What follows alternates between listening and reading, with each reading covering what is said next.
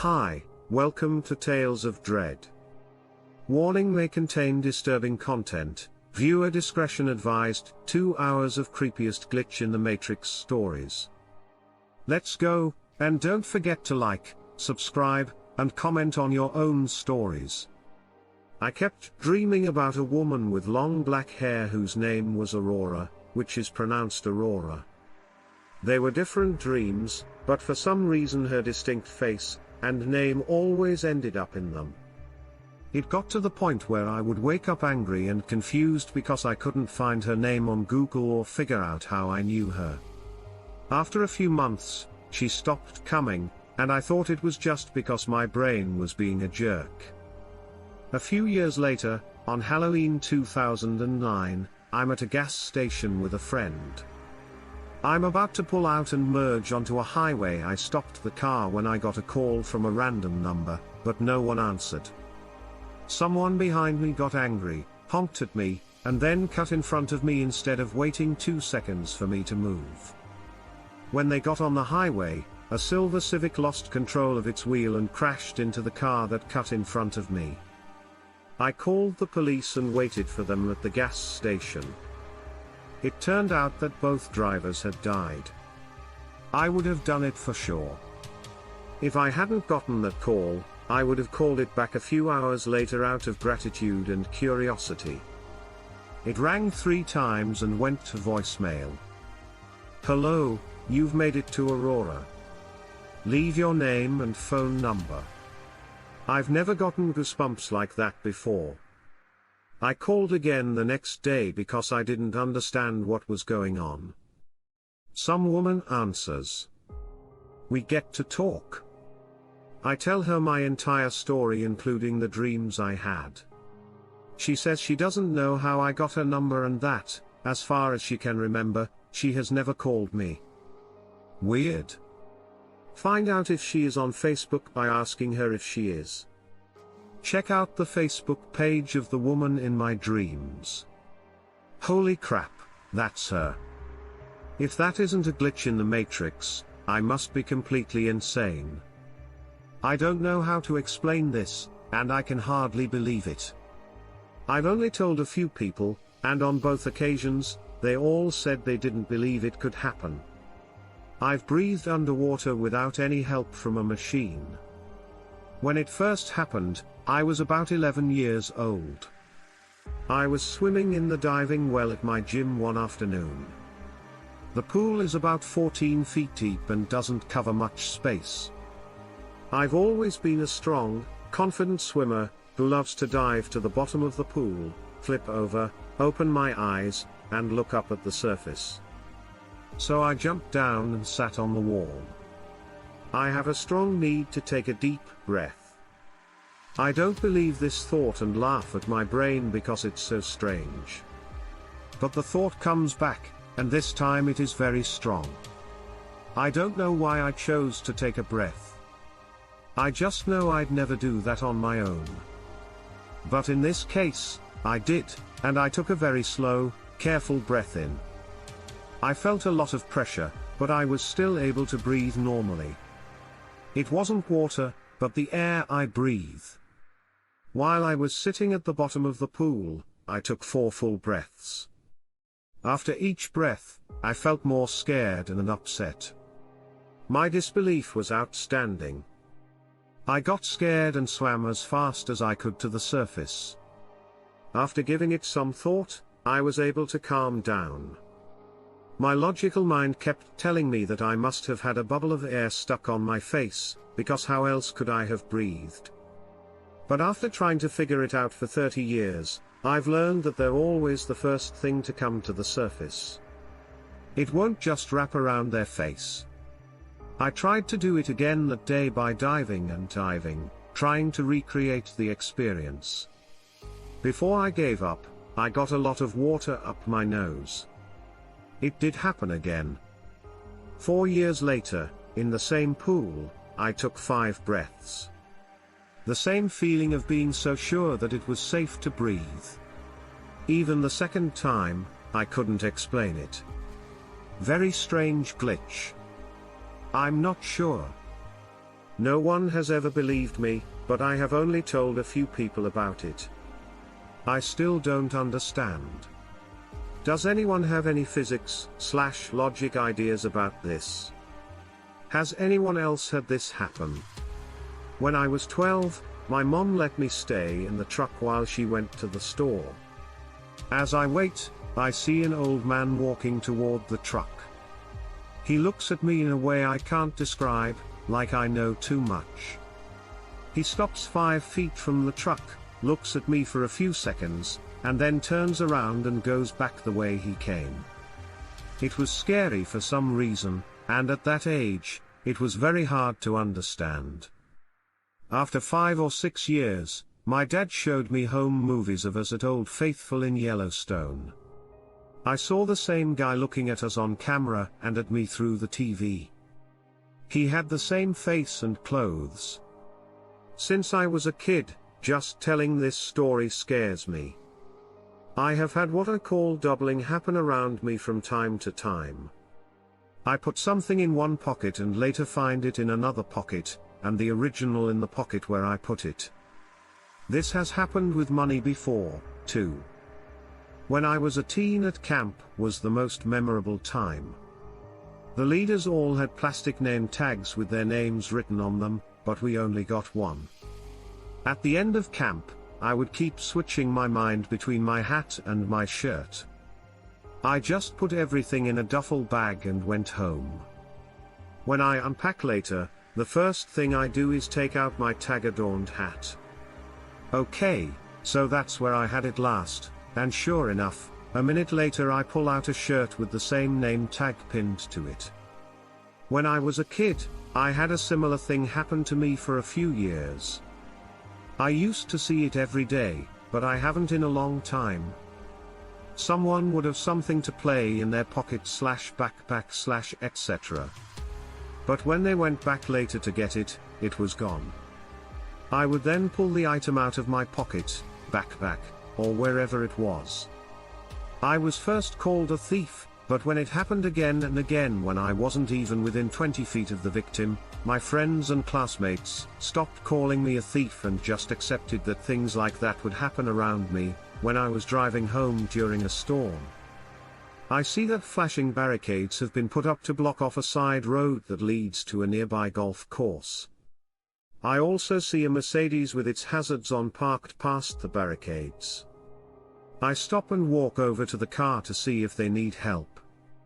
I am an EMT. I turn on the light in the back seat and see a man slouched over and what looks like asleep. I think I have a few drunks in the car.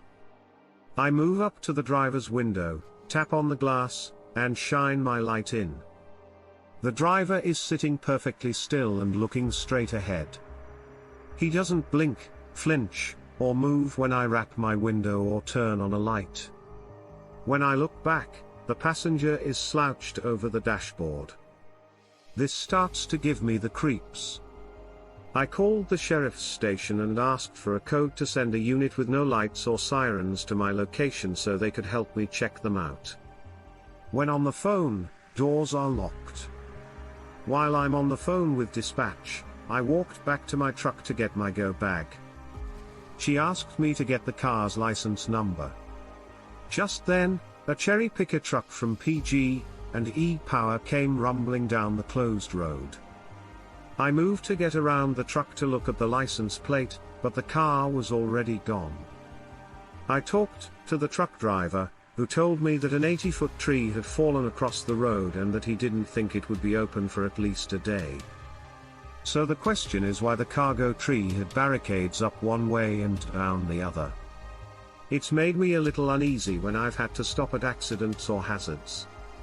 Since then, I had a friend in high school, let's call him Bob. Bob was a nice guy, and even though we weren't close, we liked the same kinds of music and would share CDs. This is in the late 1980s, a long time before people could share files. Anyway, we graduated, I went to college about 100 miles away, and we stopped talking. I still had one of Bob's CDs when I went to college, Beat by King Crimson. Fast forward 10 years. I had just finished college and was deep into my career when I finally saved up enough money to buy my first house. As I was unpacking, I found the CD in a box. I hadn't seen it in a long time, so I thought I should find Bob and give it back to him. Then Bob comes to the door and says, "Hey, you don't happen to still have my King Crimson CD, do you?" I looked down, grabbed it, and handed it to him. His mouth dropped open. "Most likely, mine already is." We say nice things to each other. I probably asked him how he found me, but I can't remember now because he eventually left. I haven't seen Bob since in 2008, when we were all teenagers. We were all at a friend's house. We used to hang out every weekend in a cool shed that belonged to a friend. It had everything: 4 sets of bunk beds, tables, a fireplace, a TV, a fridge, etc. One night, we were all there hanging out, and I had to go to the bathroom. I walked out the front door of the shed and turned right. When I quit. Now, as you leave the shed, I'll tell you how this place is set up. On the left is where he lives, and on the right is where we all parked our cars. If you go further out, you'll see fields and trees. At this point, it was dark, and the lights from the house lit up the area between the house and our cars, but stopped just past our cars. As I took a step to the right to get behind the cars to go to the bathroom, I saw the older brother of my friend standing there. I watched him for a good 5 to 10 seconds as he stood there facing into the darkness. He then proceeded to walk behind a couple of trees in a car before he disappeared. Confused? I went back into the shed and asked my friend what his brother was doing by the cars. Here's how the conversation went. "Hey, what's your brother doing by the cars?" "What do you mean by him?" "He just went behind the cars and left." "I'm right here, brother." I turned around and saw that his brother was drinking while sitting in one of the chairs. He was wearing the same clothes I had seen him in before, and the only way into the shed was through the door I was still blocking. I have no idea what went wrong. I probably just saw things, but the fact that I watched him walk around for a good 10 seconds has always puzzled me. I've never had anything else like that happen. I almost had the same thing happen to me. When I was a kid, my family had a huge Brittany Spaniel. Ruffy was a wild dog who was a terrible tour. So, he spent most of the warm months outside on a leash at the top of the yard house on the side of the mountain. My brother and I had to bring him new food and water every day, and we often did the tour races brothers are out to do. One day, I was bringing him water, which was always the slower job because I had to pour it into an empty bowl. I looked down the yard and saw my brother bringing the food up the walk. I teased him that I would beat him back down to the house and kept watching him walk up until he started to move to the right. After stepping off the end of the path, Ruff went behind the big bush next to him and disappeared. He has left. I stayed there petting the dog and occasionally looking to the left to see if he came around the hard way, but mostly I was just waiting for him to come around so I could brag some more. After 10 minutes of being confused, I gave up and went back to the house. My brother and mom were talking in the kitchen, and when I asked them how and why, they both looked confused.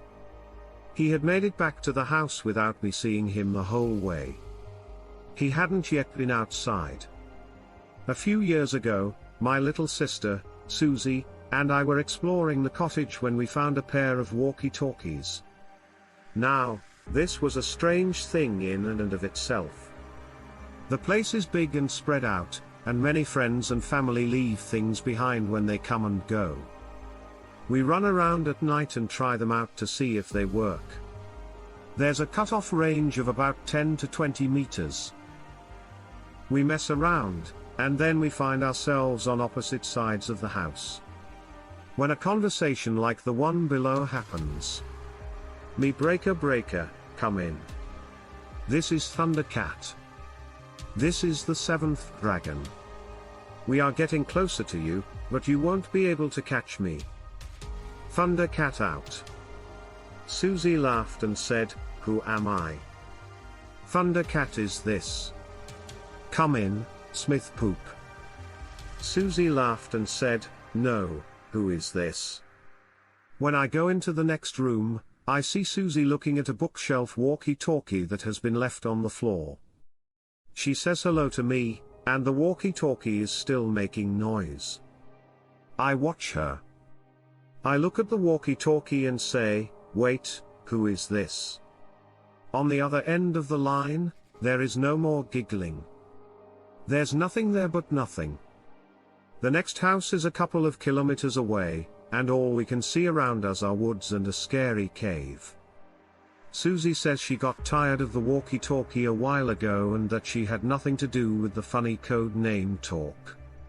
We looked everywhere and couldn't find anyone or anything that could have made the call. We try the walkie-talkie a few more times, but our ghost girl never comes back. I still thought she was sometimes the voice on the other end of the line. But I know deep down that when I told her what happened, she was scared.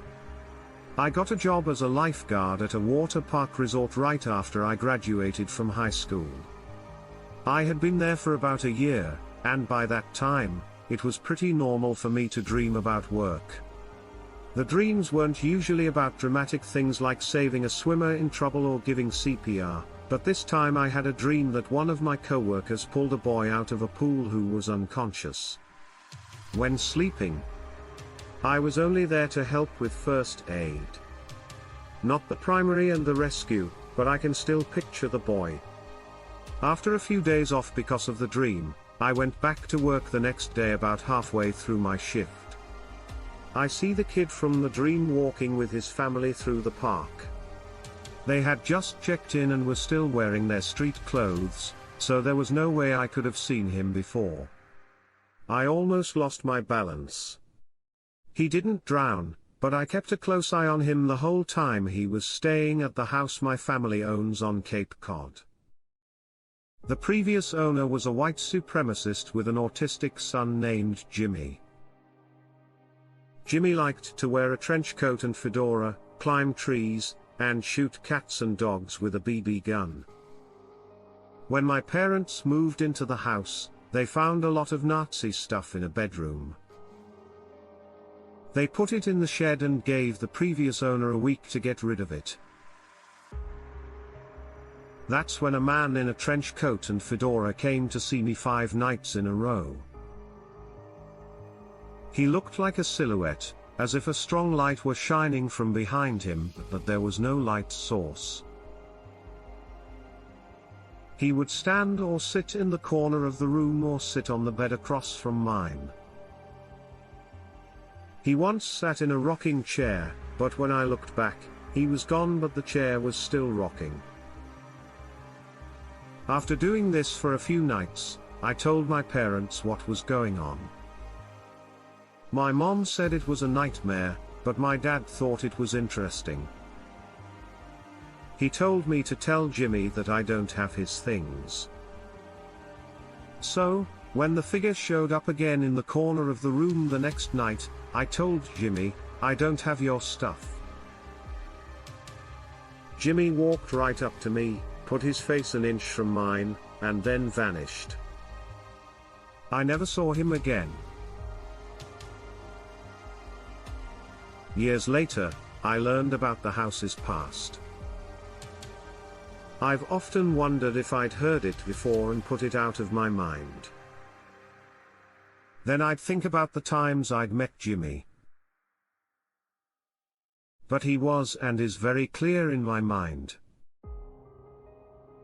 I grew up in North Texas, and one of my friends has a cow farm and a lot of land. The name of the street he lived on was also the name of his family. My friends and I would go there a lot on the weekends, way out on the land far from his house. One summer night, We would bring a guitar and some weed, make a campfire, and just hang out. My friend asked if we were interested in going to a haunted house. He said that it wasn't really haunted, but that it was abandoned and in the middle of nowhere. He said that he had driven by it a few times on his way to and from the farm, but he had never had the courage to go check it out for himself. It was one of those times when no one wanted to be the first to say no. So we all said yes. It was a cool, clear night, and we all piled into my friend's sedan car. We were having a good time and listening to some good old classic rock songs. We got to a place where we had to drive over an old river that had turned into a stream. This stream had been eroding this piece of land for so long that it was now a very, very steep depression. The rest of the stream was covered by a big plank of wood, making it flat enough to drive across. Even though it looked like the slope was too steep for a car to cross without getting damaged, our friend said it was safe. At this point, the mood had begun to change. We were no longer just doing whatever we wanted. Few of us were talking because we were all just looking out the windows at the dark, looming trees and wide stretches of moonlit grass. We held our breath as we crossed the stream, and as soon as we did, I felt completely different. I could almost feel the house coming closer. No one had talked for 10 minutes except for my friend, who kept telling us how much longer it would be until we got home. There was nothing out here, not even a paved road. There was a dirt road made by cars, but it looked very old and overgrown, as if it hadn't been used much in a decade. I suddenly noticed something that had been there for most of the trip, but it happened so slowly that I didn't even realize I broke the silence. There are no gray areas. I only see gray and black. Everyone else in the car started to panic because they could only see black and white. There were only shades of black everywhere, like an old photo. "Are we dead?" I asked. I thought we had died on the way, but, like in a horror movie, I didn't know we were dead. I still don't know what's going on. When we got to the house, the color seemed to have come back, but it was so dark that it didn't matter. The house was 2 stories high and leaned slightly to one side. The face of the house looked down at us in a scary way. It was an old southern house with white pillars that had turned yellow over time and fake balconies that stuck out from under the windows on the 2nd floor.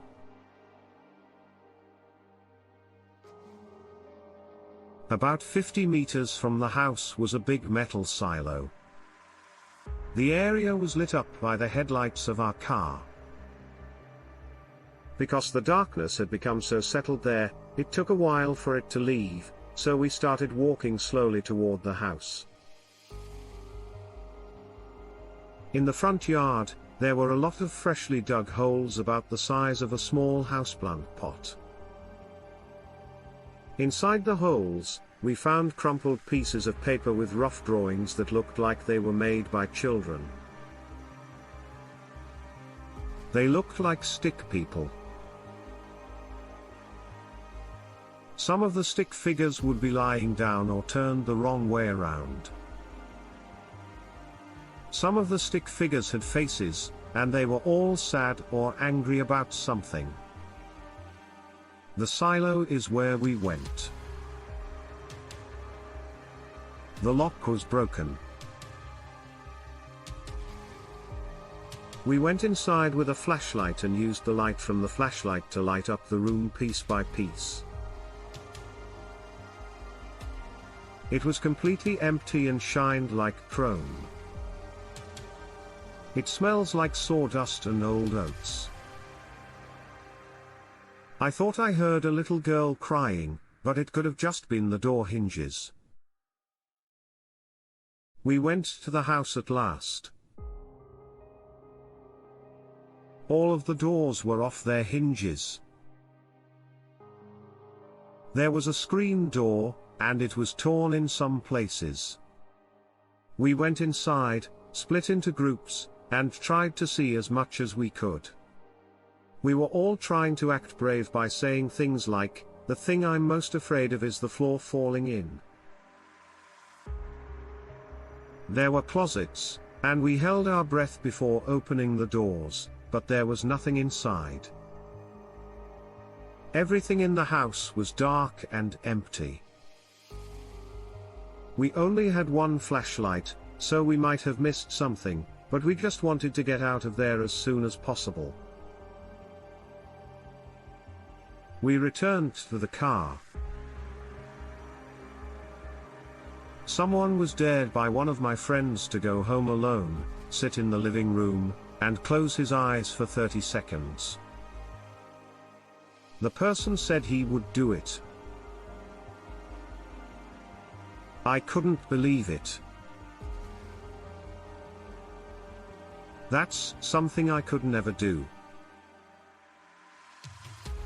He walked toward the house with pride. We saw him walk into the house. The living room was the first room on the first floor after the foyer. After a few minutes, we thought he was messing with us and wanted one of us to follow him into the house so he could scare them. The smell became clear at that point. Something in the car smelled really bad. When my friend was driving, she looked down and saw a dead cat under the pedals. Then we saw a cat first round around the car. We were scared, so we honked the horn and flashed the house with the headlights. Our friend didn't come out. When he got to the living room, my other friend and I went in after him and found him sitting on the floor with his back to a wall, his arms wrapped around his knees, and his head buried in his legs. He looked up at us like it was too late and we should run away. We told him to get up so we could get out of there because it smelled bad. He pointed back at the wall. The car was still flashing its lights at us to get us to leave. We could see it every time the lights flashed. In the late summer, our names were all written in red on the wall. During the day, a friend of mine went back to the house and burned it down. This will likely be forgotten. But in 5th grade, there was a rally where the kids who sold the most things got prizes. Door to door. We were all in the gym, and the competition was over who was closest to the left door. We were the first group to get in line and get ready to leave. I'm at the end of the line, and I can see my friend Wesley near the front. He hits his shoulder hard on the middle part of the door that separates the two doors. This makes the line break up, and when I step outside, there's only my friend who was in front of me and 3 other girls. We are the only ones in the hallway with the 5 of us. The first thing we think is that they got there before us, but that shouldn't be possible because the hallway is long enough. We went all the way back to class, but it was empty. In fact, every class was empty. One girl says, there was an art class right after that. Maybe they went straight to the art room. So we went on and turned left, only to find that the art room was empty. Then someone asks, where did they go? Let's go to the gym again. The girls start to go back the way we came, while my friend and I go the other way. It's a small school, and the hallways go around a big square. The gym is right next to the art room. So it doesn't matter which way you go, it's the same distance. We got to the gym, and so did the girls, who hadn't seen anyone and could see that all the classrooms were empty. So, when we get back to the gym, it's mostly empty. A few adults are now cleaning up the mess. One is carrying the big banner that was high up on the gym wall. The last classes are leaving through the other doors, which lead into the same hallway. So I turn around, and I'm at the end of the line.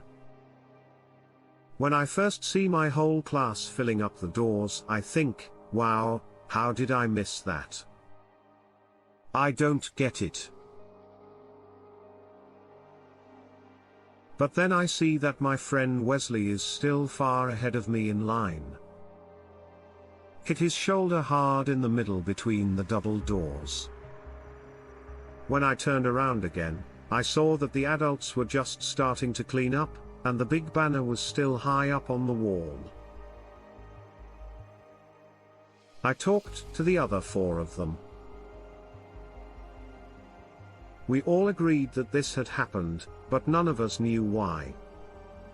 One of the girls was usually an extreme skeptic, the kind of annoying person who doesn't believe even simple things, like the fact that I once lived in the same state as Abraham Lincoln.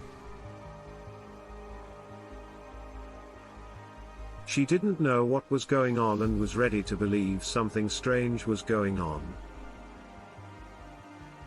I never told anyone outside of that group, and as far as I know, no one else did either. But for the next few days, all my friends and I could talk about was it, not my story, but what my grandfather told me about 3 near-death experiences. He had his first experience when he lived in a small town in Greece that the Nazis had taken over. This brought him and his friends together. Almost overnight, one of the Nazi soldiers disappeared.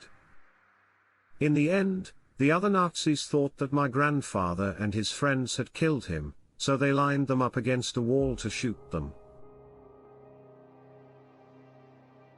Just as they were about to shoot, they started counting down from 10. My grandpa had this sudden feeling that made him yell stamina, which is Greek for stop. This stopped the Nazis who were about to shoot the missing Nazi, who came out of the bushes drunk and stumbling around. After some awkward laughter and apologies, my grandfather and his friends were sent on their way. Even though they were all blindfolded, the Nazis couldn't believe how well he could see. A while later, my grandfather and some of his friends, I'm not sure if they were the same ones from the first time, were in a clearing with a big stone fence running through it. My grandpa and his friends were curious, so they decided to climb over the wall and jump to the other side. They started climbing the wall. My grandpa, on the other hand, had another bad feeling and ran away to find a ladder to climb over. When he got back and climbed the ladder, he saw that his friends on the other side had been shot and killed. Last but not least, my grandpa was a religious man who went to church every Sunday morning, even though he slept in one Sunday. This was very strange, because he had never slept before. He quickly got dressed and ran to the church, but when he got there, he saw that a bomb had hit the church and killed everyone inside. I'm sorry in advance if there are any spelling mistakes. As I typed this on my phone, random thoughts about random stuff went through my head, just like they do for everyone else. But sometimes, usually a few weeks to a few months after having these memories, they come back. In fact, these memories happen after. I still remember it. But it's always something boring, like being asked the same question in the same place and by the same person wearing the same outfit. This is always the case. Either I have terrible déjà vu moments. So bad. My mind makes up a false memory from weeks or months ago to mess with me even more, where I have the most boring case of ESP. Somewhere? I've also dropped a bowl of soup and grabbed it so hard that it flew out of my hands and up about a foot before I caught it. Again.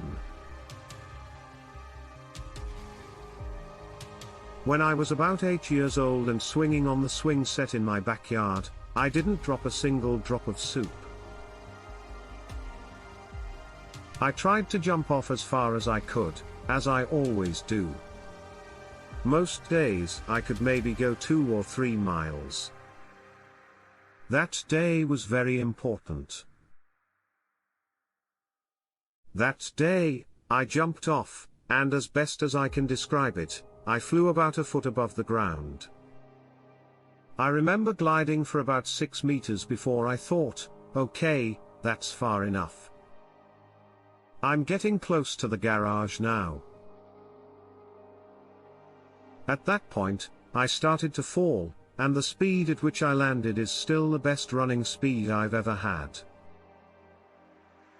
I've tried to make the event happen again every chance I've had, but I've failed every time. All the different dreams posted here reminded me of something that happened to me right after I moved to a new town for college. A good neighbor friend died. I went back home for the funeral, touched his hand in the coffin, and said goodbye. That night, as I was having a dream, he came to me and told me he had something to show me. He asked me what I knew about astral projection and told me that in the realm he's in now,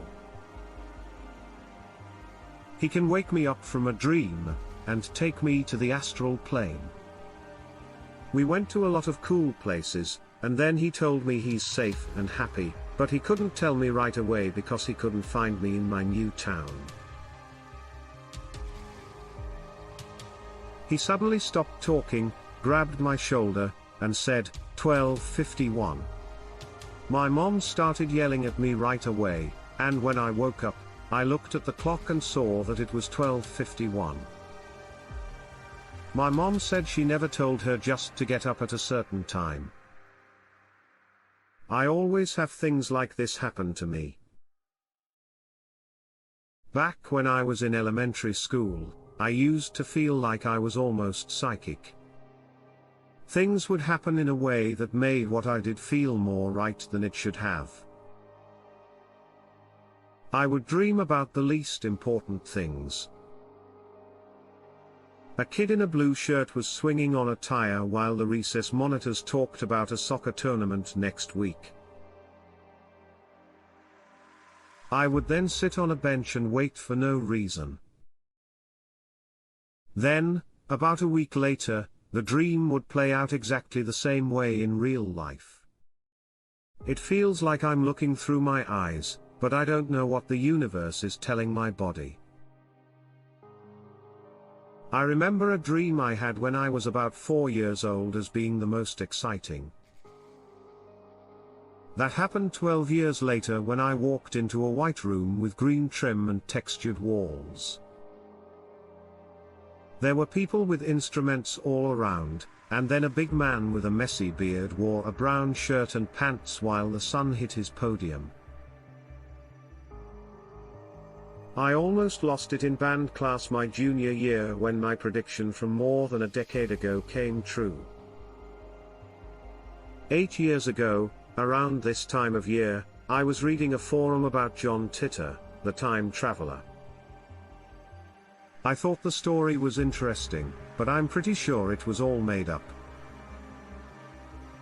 I told future me to call me as soon as possible in a forum post, but I didn't leave my phone number because I knew future me would probably remember the number I had at the time. Then I clicked on a link on that site that took me to a really clunky site with more information about time travel. The song Black Hole Sun by Soundgarden was playing in MIDI format. I closed the website, and the phone rang with a call from someone I didn't know. When I answered the phone, Soundgarden's Black Hole Sun was playing in MIDI format. I asked, "Hello, who are you?" No response. When I was in the first grade and taking a test, I noticed that there was blood on the desk. It starts to get bigger, and when I touch my nose, I realize I'm already bleeding from the nose. I'm so embarrassed that everyone will see the big puddle on my desk. So, I tried to hide my face and asked the teacher if I could go to the bathroom. She doesn't seem to notice much, so I tell her yes and run into the bathroom to wash the blood off my hands. But I don't see anything when I put them in the sink. I look up and see that I'm not bleeding. When I got back to my desk, there was no blood at all. I still don't know what the hell went wrong with me that day. I've never been one to sleepwalk. About 10 years ago, when I woke up one morning, I saw that all of the light bulbs in my room had been taken out and put on the nightstand next to my bed. Later that day, I found out that my cousin had died in a car accident during the night. I still wake up with the light bulbs next to my bed whenever a family member dies. I was still living with my parents when it happened the first time. So I thought it was done by someone else. But when I asked them, I found out they hadn't. Since then, I've lived on my own and it's happened. Now I'm married and it's happened, and the vaulted ceiling in our room makes it hard to change the light bulbs without a ladder. It would have had to wake up. When I was a teenager, my husband told me to bring the ladder into the room in the middle of the night. When I was having trouble with my mother, I moved in with my estranged father, who I had never lived with before.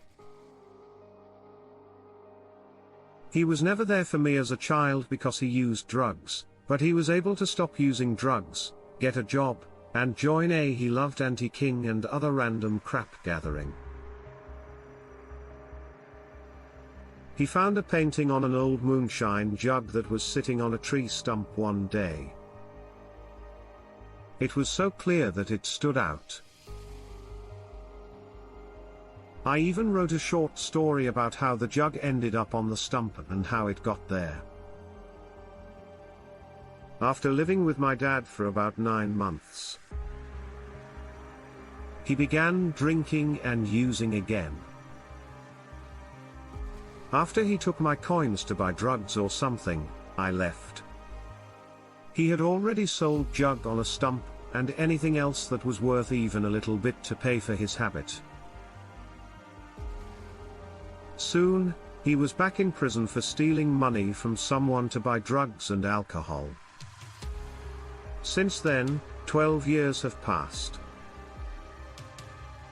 My father got out of prison after 2 years and really changed his ways. This time, he's been clean and sober for 11 years. Our relationship has never been the same, but it's not bad now. Last summer, I was browsing Craigslist and saw a funny ad for a $12 painting of crockery and brown. I clicked on it, and sure enough, it was Jug on a Stump. I know it's my Jug on a Stump because it had a really unique frame, and no one would ever paint two of these ugly things. I sent the poster an email, but it had already been bought. I hope the person who bought it will be nice to her. Later that day, my dad stopped by for a surprise visit, which is something he doesn't do very often. As he walks in, I can't help but notice the big painting he's carrying. I shook my head in disbelief. He saw the ad just before I did and bought me the Jug on a Stump. My mom says that when I was about 5 years old, there was a news story to mark the anniversary of the attack on Pearl Harbor. I don't remember it. After the story was over, I turned to her and told her that I used to be the first mate on this ship, and I told her where it was before it sank. I talked about the crew. I named a lot of them. The captain even talked about what the area looked like and how it smelled. In the afternoon, she looked into everything at the local library, and still backs up my story. I can't remember what happened, but she keeps bringing it up. Especially when I talked about dying. Either I'm losing my memory or this guy is from a different time. This week I started college, and one of my classes is about religions around the world. On the first day of class, a guy comes in about 15 minutes late and sits next to me during the break. He looks at me, gives me a big smile, and says, "It's been a while. What's up?" I don't remember anything about him. He does not look or sound like anyone I know.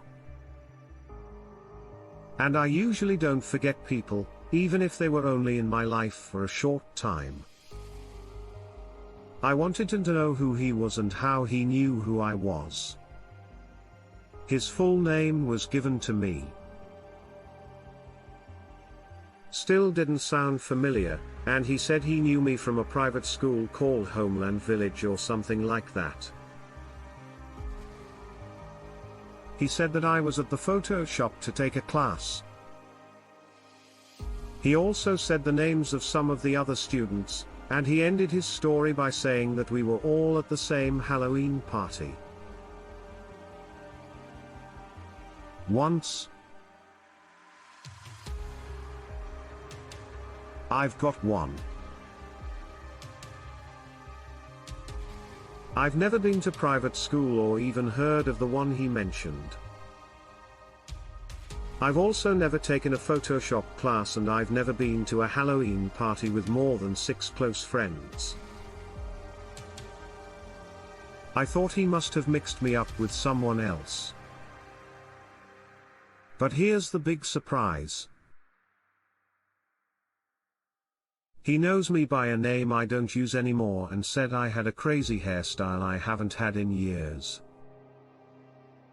What the hell is going on? My college was split in half by a big lake that had a wooden footbridge across it and an island with a gazebo in the middle. One night, as I was walking up to the footbridge, I saw a man in a grey hoodie with the hood up walking across the part of the bridge closest to me toward land, but I didn't think much of it.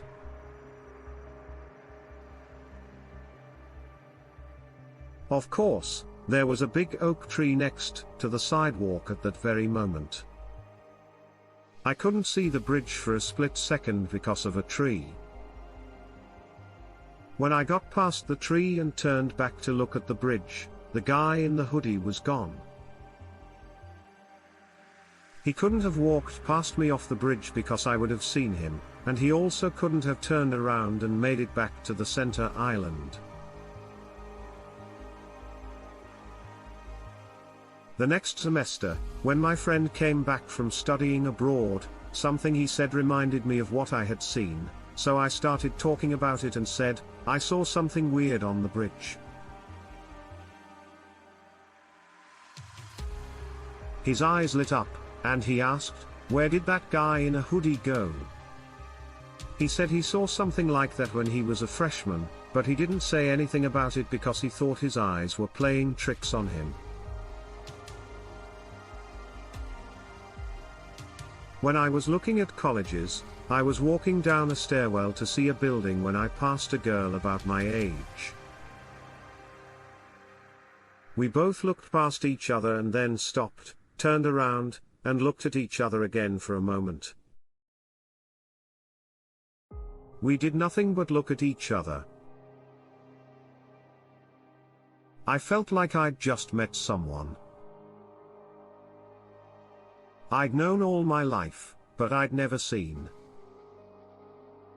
At the same time, we asked, "Am I confusing you?" We tried to figure it out for a little while. We gave each other our names, told each other where we were from and where we had been, but there was no match at all.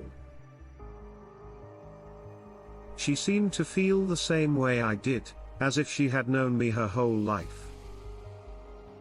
We had no idea who the other person was. But there was this unavoidable link that no one could explain. Her parents, who didn't realize she had stopped and kept walking, came back and hurried her away before I could get her phone number or email Julia. If you're out there, send me a message. When I was in 8th grade, everyone in my class had to do something called a culturally fair, where we researched our lineage and cultural roots and put on a show for our families after school.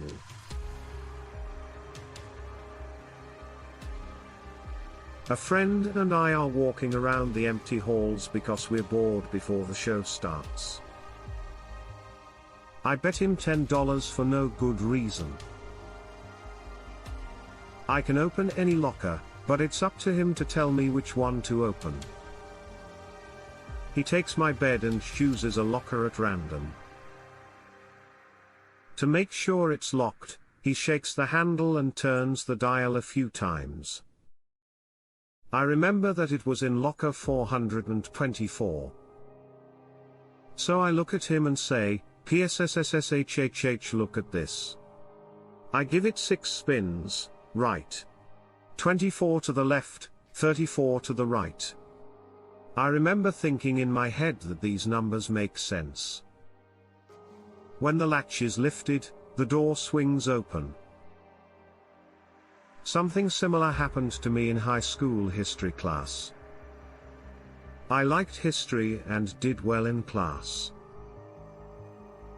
The teacher decided to have a group quiz, but he was going to give the hardest questions he could think of to each team.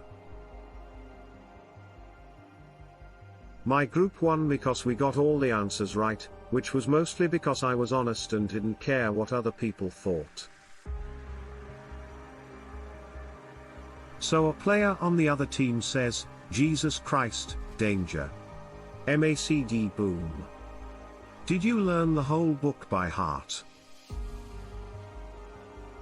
He then opens the textbook to a random page and asks what the little fact on the side of the page is.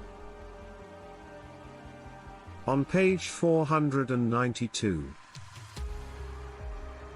I didn't know, but right before the quiz, I had my book open on a random page and read a small piece of information on the side about the genocide in Rwanda. It was called Genocide in Rwanda, which was a good name for it. I couldn't think of anything else. So I said, "Genocide in Rwanda," in a very calm way. He opened his mouth wide, slammed his book shut, and said in a very matter-of-fact way, "Fuck you." He didn't know what the odds were of him opening his book to the exact page I was reading and asking about the one small paragraph I had just read.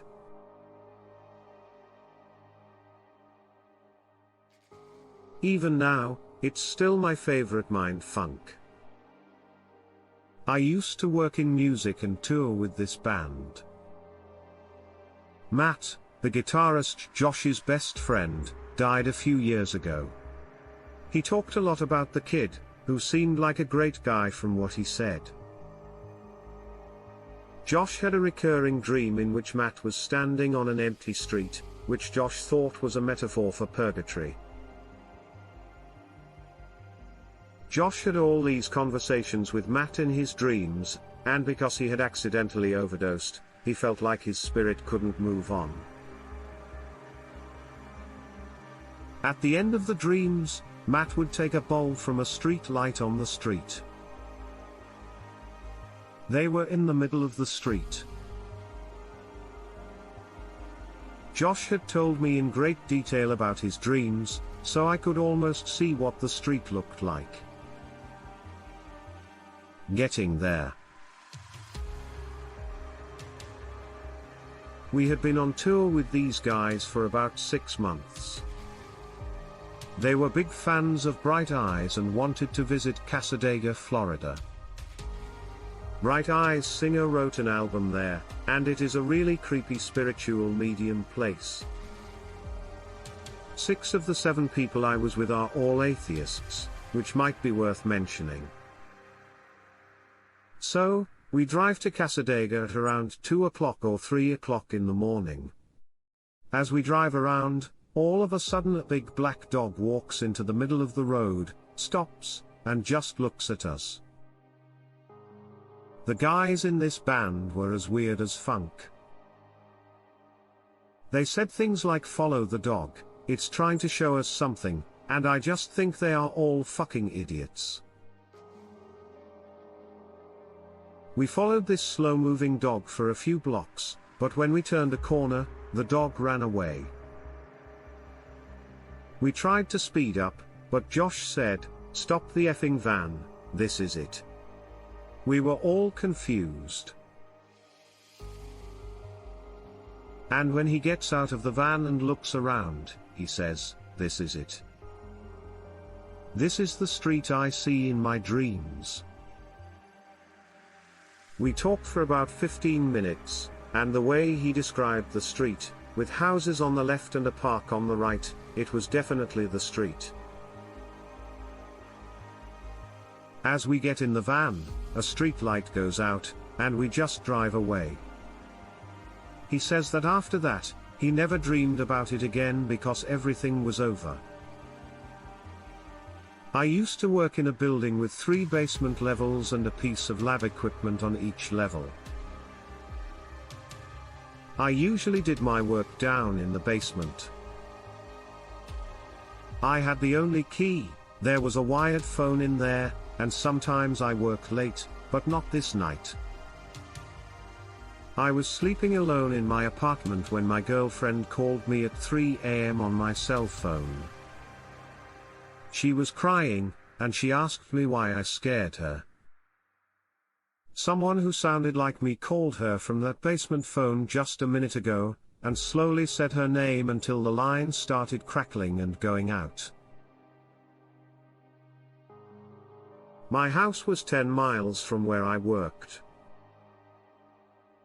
I thought she was lying, but I checked her cell phone and saw the 3 a.m. call from the basement phone. I'm still freaked out by it. Just a few nights ago, this happened. After spending the day at a cabin with some friends, we were driving home.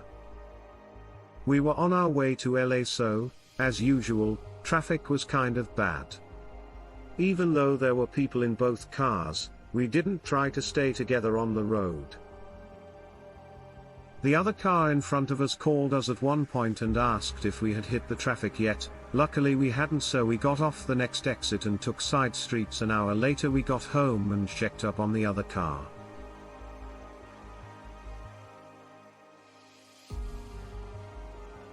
They said that nothing had moved. All the cars were turned off and people were walking around on the freeway, like some kind of zombie movie.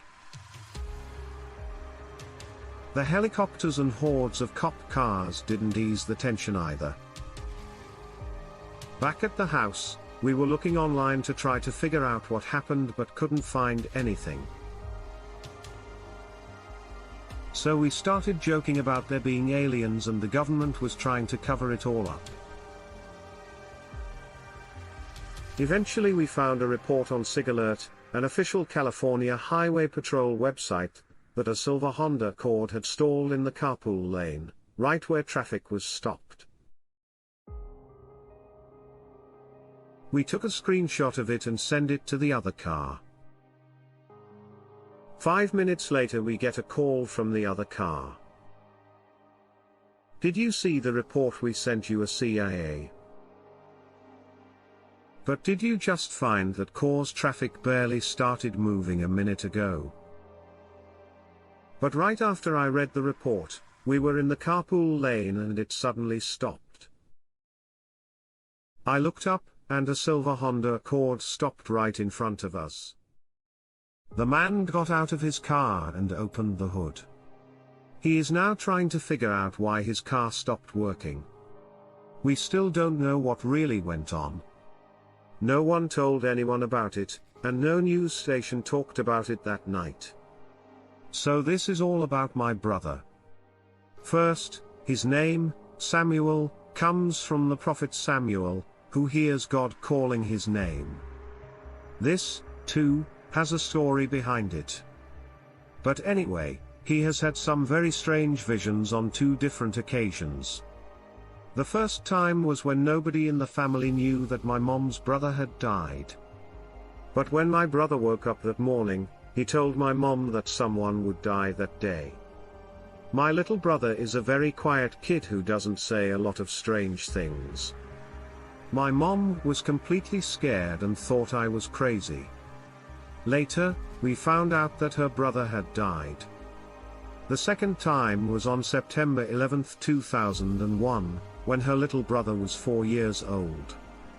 When he woke up that day, he also told his mother that people were going to die. Mom was very scared and started praying for my brother because she thought he was crazy. Then September 11th happened. We all think my brothers are a little psychic. My dad had a little toy monkey that he called his favorite child and used to tease my siblings and me with it. He didn't do it in a bad way, but it was really annoying for us, and we spent hours trying to steal it from him. Well, we finally got it one day and drew on it and messed with it for a while before throwing it away. My dad laughed and looked for it for a while, but he figured we'd thrown it away and stopped looking after a week or so. So, a few years later, when I was 17 and living in Toronto, I was walking down the street. I don't have 2 homes. Was just at a friend's house when I saw this little orange thing by the road. When I go over to it and pick it up, I see that it's the same monkey. Even the black Sharpie lines we used to draw all over it were still on it. I have no idea what the odds are of that happening, especially since our trash goes to a local dump that is nowhere near Toronto. Not sure if this is relevant, but after 2 years of dating my GF, she will be known as Susan, my ex was in my dream. In the dream, I was slamming my ex's balls against the wall in my room at my mother's house, where I was living at the time. I was having an affair with Susan, but I didn't care. So, in the middle of it, I look over to the window that looks out onto the back porch and see Susan standing there, embarrassed, watching us cry. Then I woke up. I thought it was a strange dream, but I didn't think much of it. A few days later, Susan and I were hanging out in my room, and she told me about a strange dream she had a few days earlier.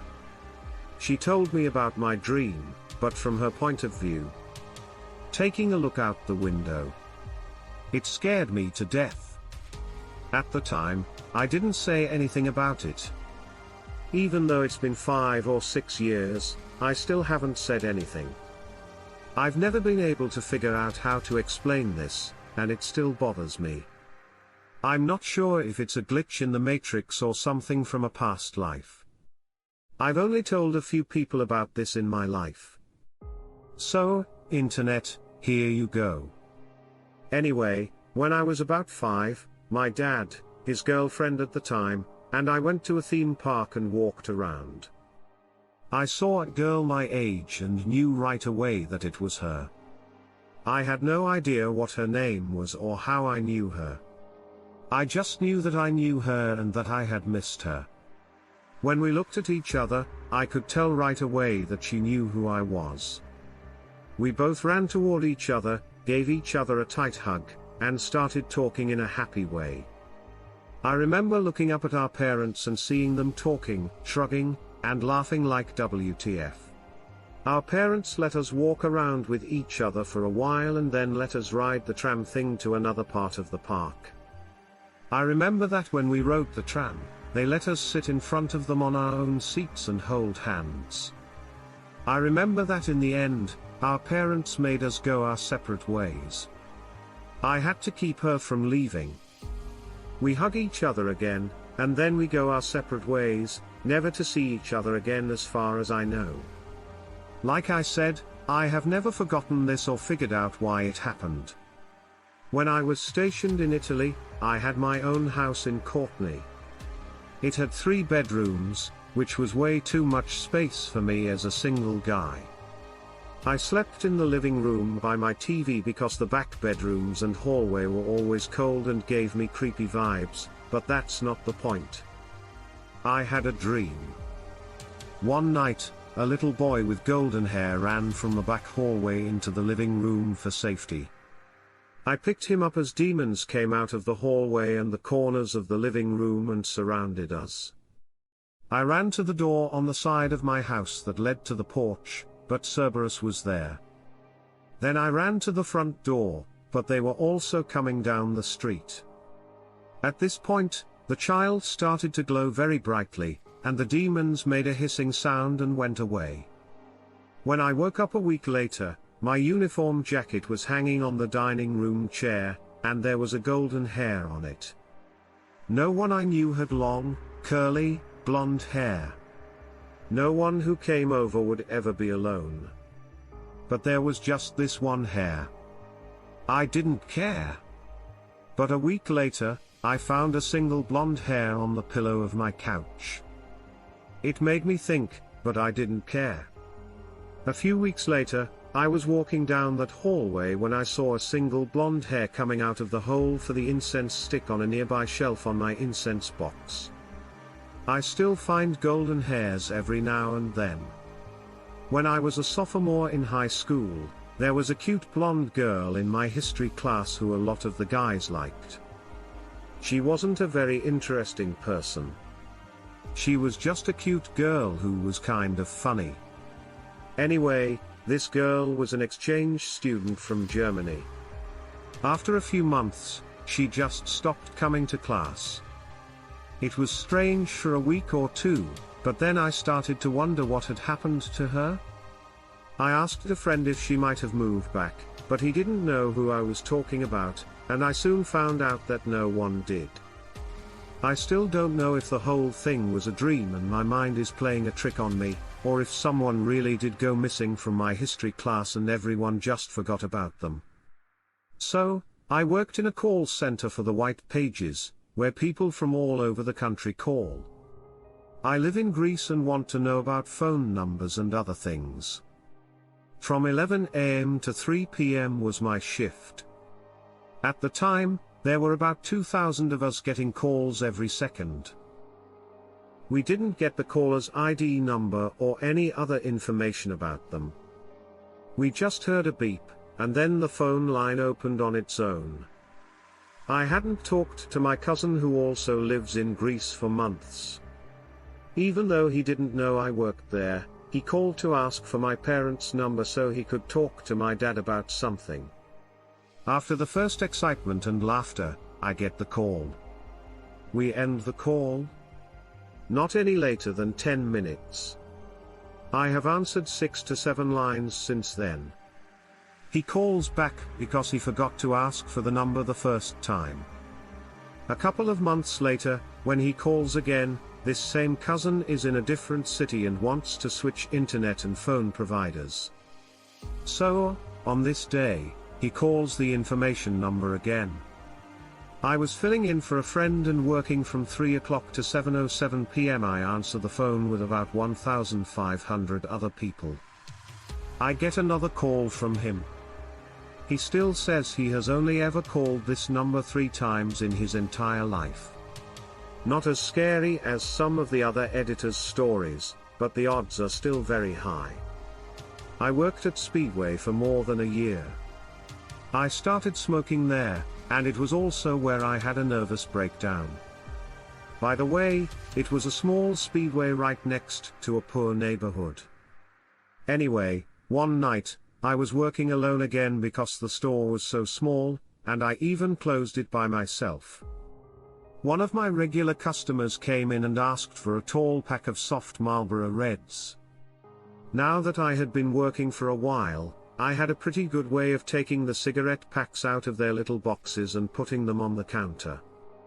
I grabbed this pack with my index and middle finger and swung my arm down and to the side while still holding it in that way. But when my arm finished coming down and making a curve, the pack slipped out of my fingers and disappeared.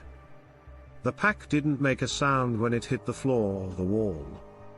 It didn't fly backward into the open security door behind me. The pack slipped out of my hands and left this world. The customer was just as confused as I was, and the two of us stood there in silence for a while before I slowly grabbed a second pack and tried the trick again to hear what it would have sounded like. It made a sound like what you'd expect a pack of cigarettes to make when it hits something, a on top sound.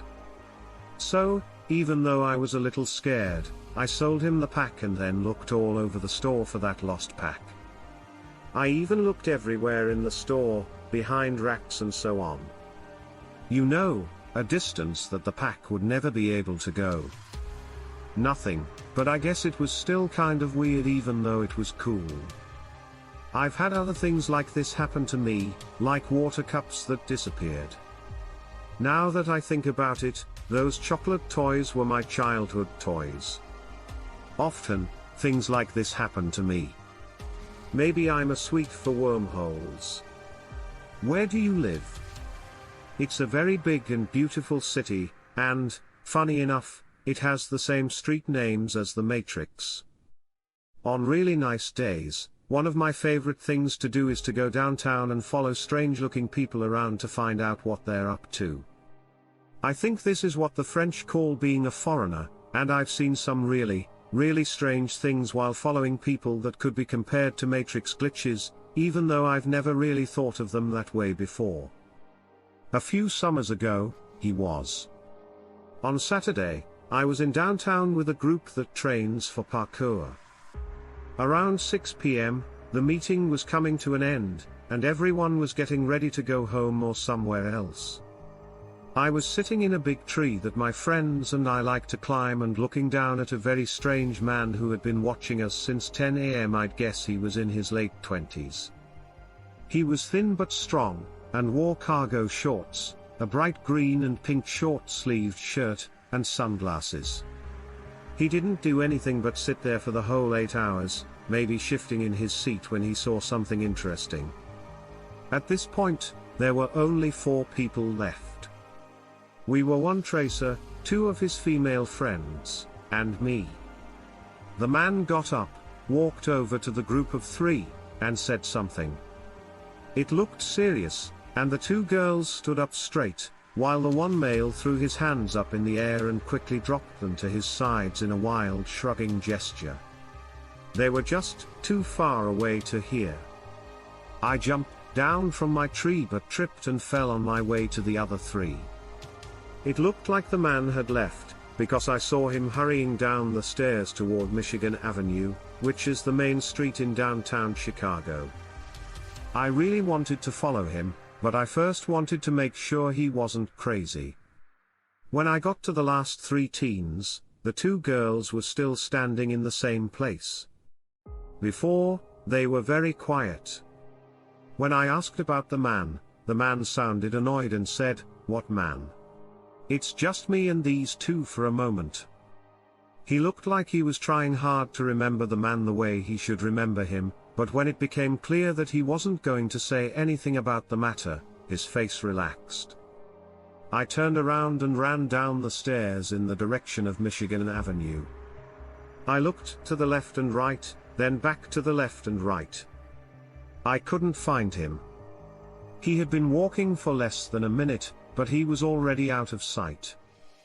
He could have crossed the street, but he would have had to wait for a break in the traffic to do so.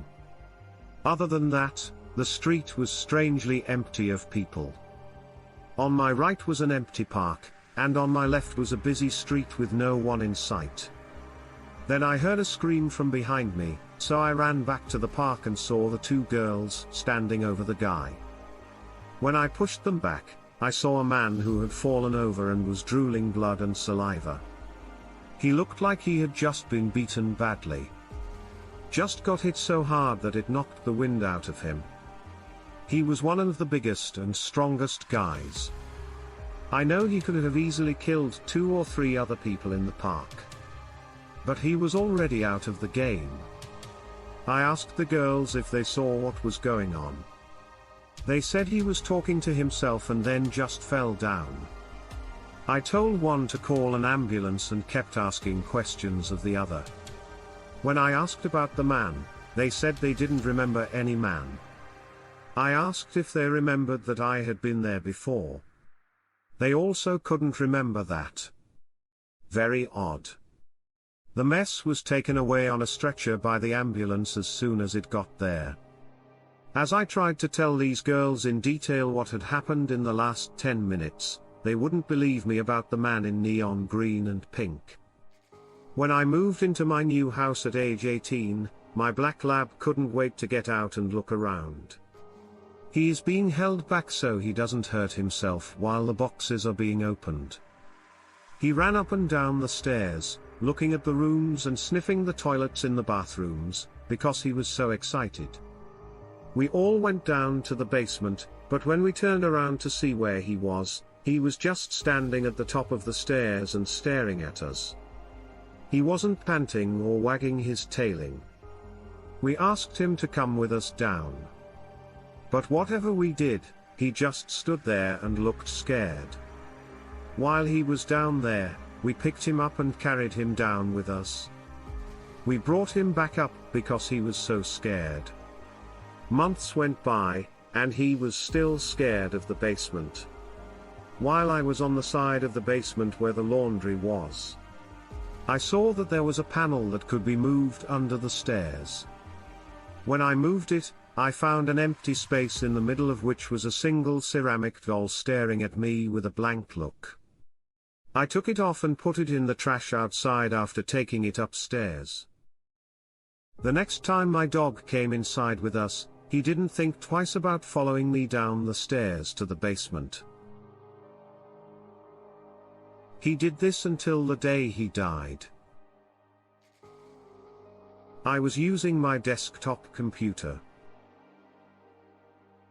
Everything was fine with the internet, but after about 30 minutes, I lost the connection. I tried restarting my computer and resetting the router, but neither worked. I looked at my router again and saw that there were only 2 Ethernet cables. One went to my Xbox, and the other went to the modem. The desktop didn't have a cable going to it. When I looked behind the desk, I saw that the cable was hooked up to it. But the other end wasn't close to the router at all. Someone must have moved it for it to be in that spot. The floor is where my router is. It's not on the desk's surface. So, from what I can tell, I had a fake internet signal for 20 minutes before it went away. My computer doesn't have Wi-Fi built in. Me and a friend are at a McDonald's. We always ordered out so we wouldn't get a cheap plastic tray with our food, but we ate at home anyway. When we were done eating, my friend jerked his left leg, and a tray appeared at his feet. We looked around, and no one seemed to be missing one laugh.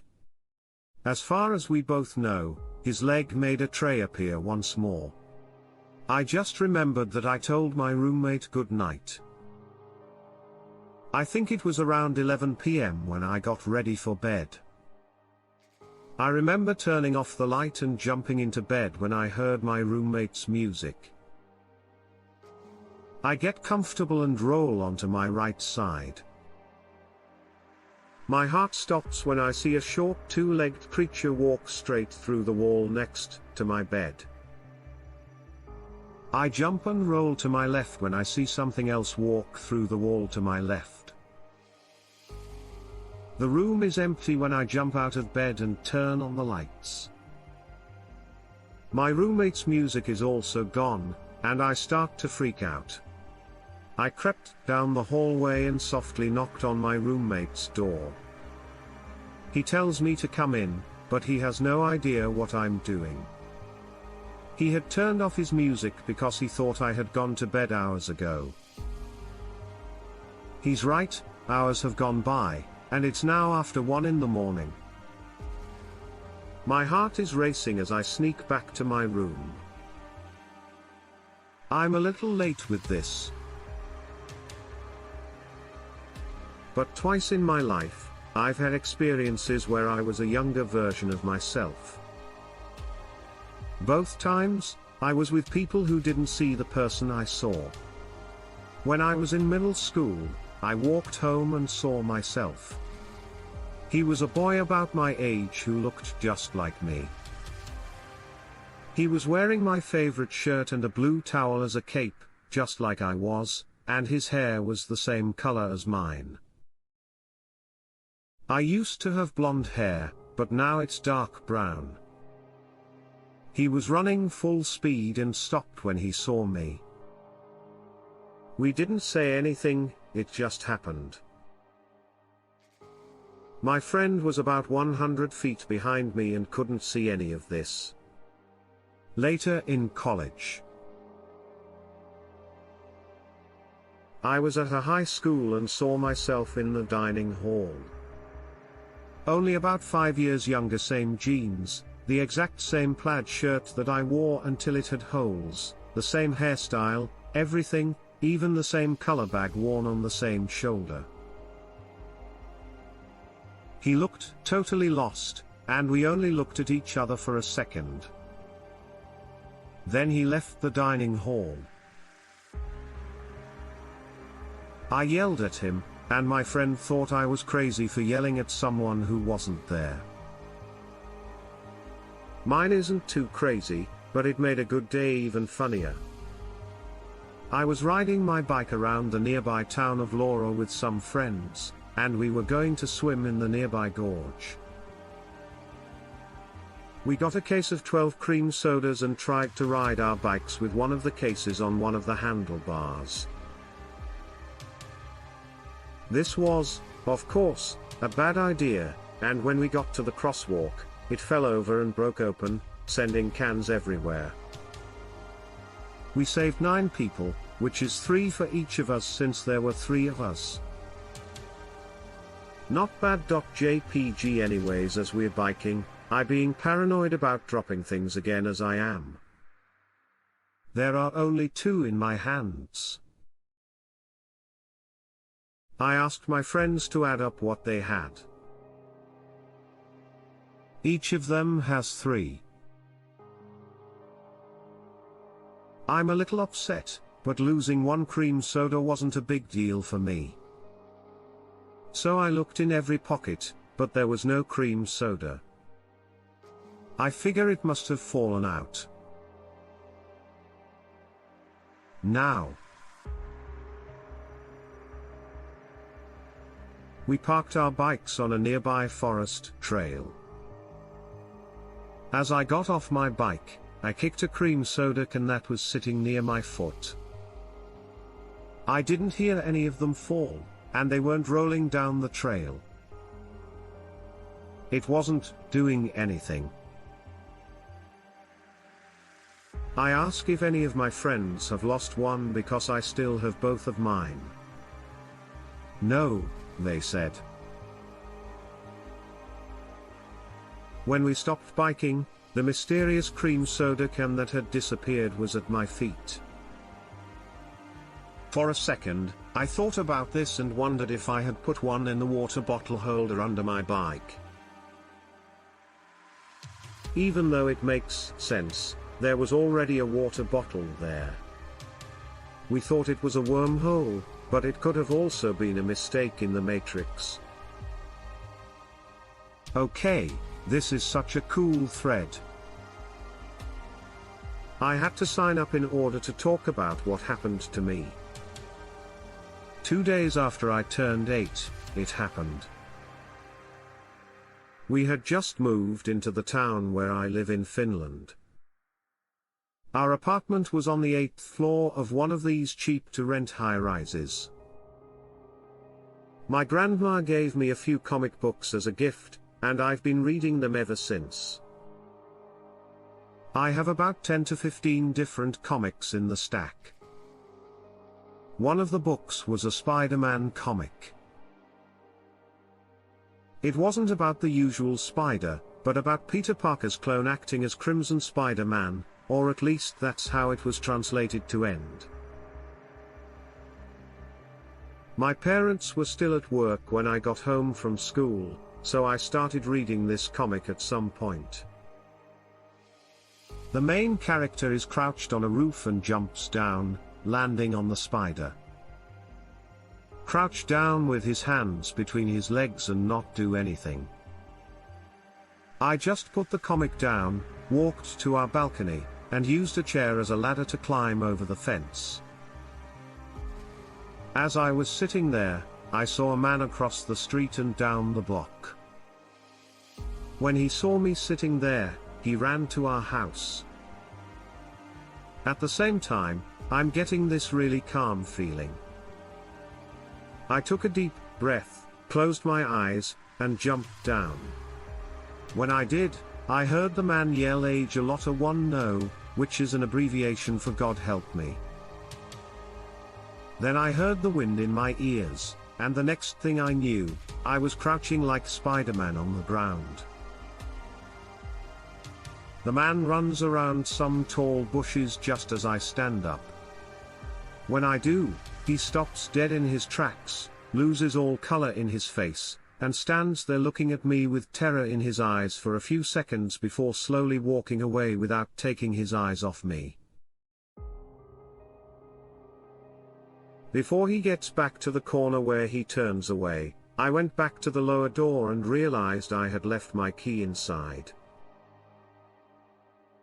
I sat down and waited about an hour for my father to get home from work. Obviously, he was surprised to see me there without my backpack. What happened? I told him. When we were in the elevator, I said, "Dad, I'm Spider-Man." When we got back inside, my dad thought I was making it up when he saw my comic book on the floor, open to the page with the jump, and the balcony door open. He took that comic book away and wouldn't let me go out on the balcony until I was 12 and we moved to a better house on the 3rd floor. He also gets confused every time I bring this up and quickly changes the subject. Even though he says the balcony door was open when he found me downstairs. I sometimes remember this as if it were yesterday. Both my mom and I dream of the same place. It's a white house with 3 floors. We usually dream about the house on the same night, so in the morning we say things like, "So the house was in the Midwest last night."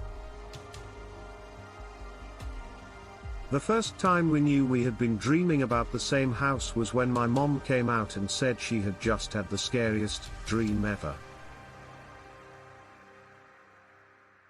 I was just checking out a big, square, 3-story house in the woods. I was going to buy it, I think. I went up to the 3rd floor, got lost, and then ran into this idiot man. Was he dressed for work in a blue shirt and suspenders? Did he sleep on the back room mattress?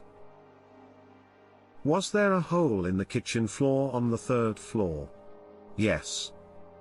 We talked for hours and went over every little detail to make sure that everything, and I mean everything, made sense. At the end of the conversation, we all drew the same picture of a house. So, there you have it. In 2008, my father died the night before he went home for the last time. In my dream, he gave me a black camera and a plastic bag and told me to take the camera because he wouldn't need it anymore. And I took it from him. I went to his house first thing in the morning, where my uncle had already moved most of the stuff, and opened one of his closets. Deep inside, I found a sealed cardboard box, which I opened with a knife and took out his old black camera. My uncle must have missed that one, because he took off all of his other electronics, except for the camera. All I can say is that this was a good way to communicate, and it helped me a lot to know that something is still there after a loved one has died. I was a sophomore in high school and I was watching a movie at my G.F.'s house. When the movie was over, it was around 10 p.m., and I skateboarded home. I lived only about 2 blocks away, and it was a pretty quiet suburban area. I'm skating down the hill toward a bigger street, which is bigger but never really busy, especially when I got to the intersection at night. I hammer a rock. I was going to run across the street as fast as I could since no cars were coming from either direction. I fly off the board and land on my head, right shoulder, hip, and knee after sliding about 3 or 4 feet. I turned over onto my back and screamed in pain. I couldn't really move because the pain was so bad. I looked up the road and saw a car coming down it about 30 yards away. When I landed, I was right in the car's path to Lane Street. I was in his lane right in the middle. My head was in the same place as the wheel. I did everything I could to move. I screamed and yelled, but there was nothing I could do. It was off by about 15 yards. He doesn't see me. Doesn't even try to turn 10 yards. I can hear him coming down hard. I close my eyes, brace myself, and then there's nothing. I open my eyes and look where the car was. There's nothing there. I open my eyes again and look where the car behind me should be going the other way. Coming up the road, taillights. Since I hadn't moved, neither did he. It felt like he or I went right through each other. He couldn't have gone over me because of where I was in the street and how I was lying on the ground. It wasn't a big car. I can't say why. I woke up scared, bloody and baffled. No one believed me when I said I hobbled home and went to sleep, but it's true. My father used to wake up around 3 a.m. every morning, from a very young age, to go to work. I would wake up on my own and go downstairs to see him before he left. When I was about 4 years old, I woke up one morning. When I got to the bottom of the stairs, I saw that the front door was slightly open. When I opened it, I saw my dad walking down the driveway to his truck wearing his usual work clothes, a plaid shirt and dickies. I opened the door wide and called out for him to come back and give me a hug. Before he left, he slowly turned around, looked at me, and then started walking back toward the house. He was staring at me so strangely that it scared me, so I started crying and asked him what was wrong. Just as he was about to reach me, arms wrapped around me from behind and gave me a bear hug. When I turned around, I saw that my father was staring at his double who was wearing the same outfit. He looked very scared. The double saw my dad and ran away as soon as it did.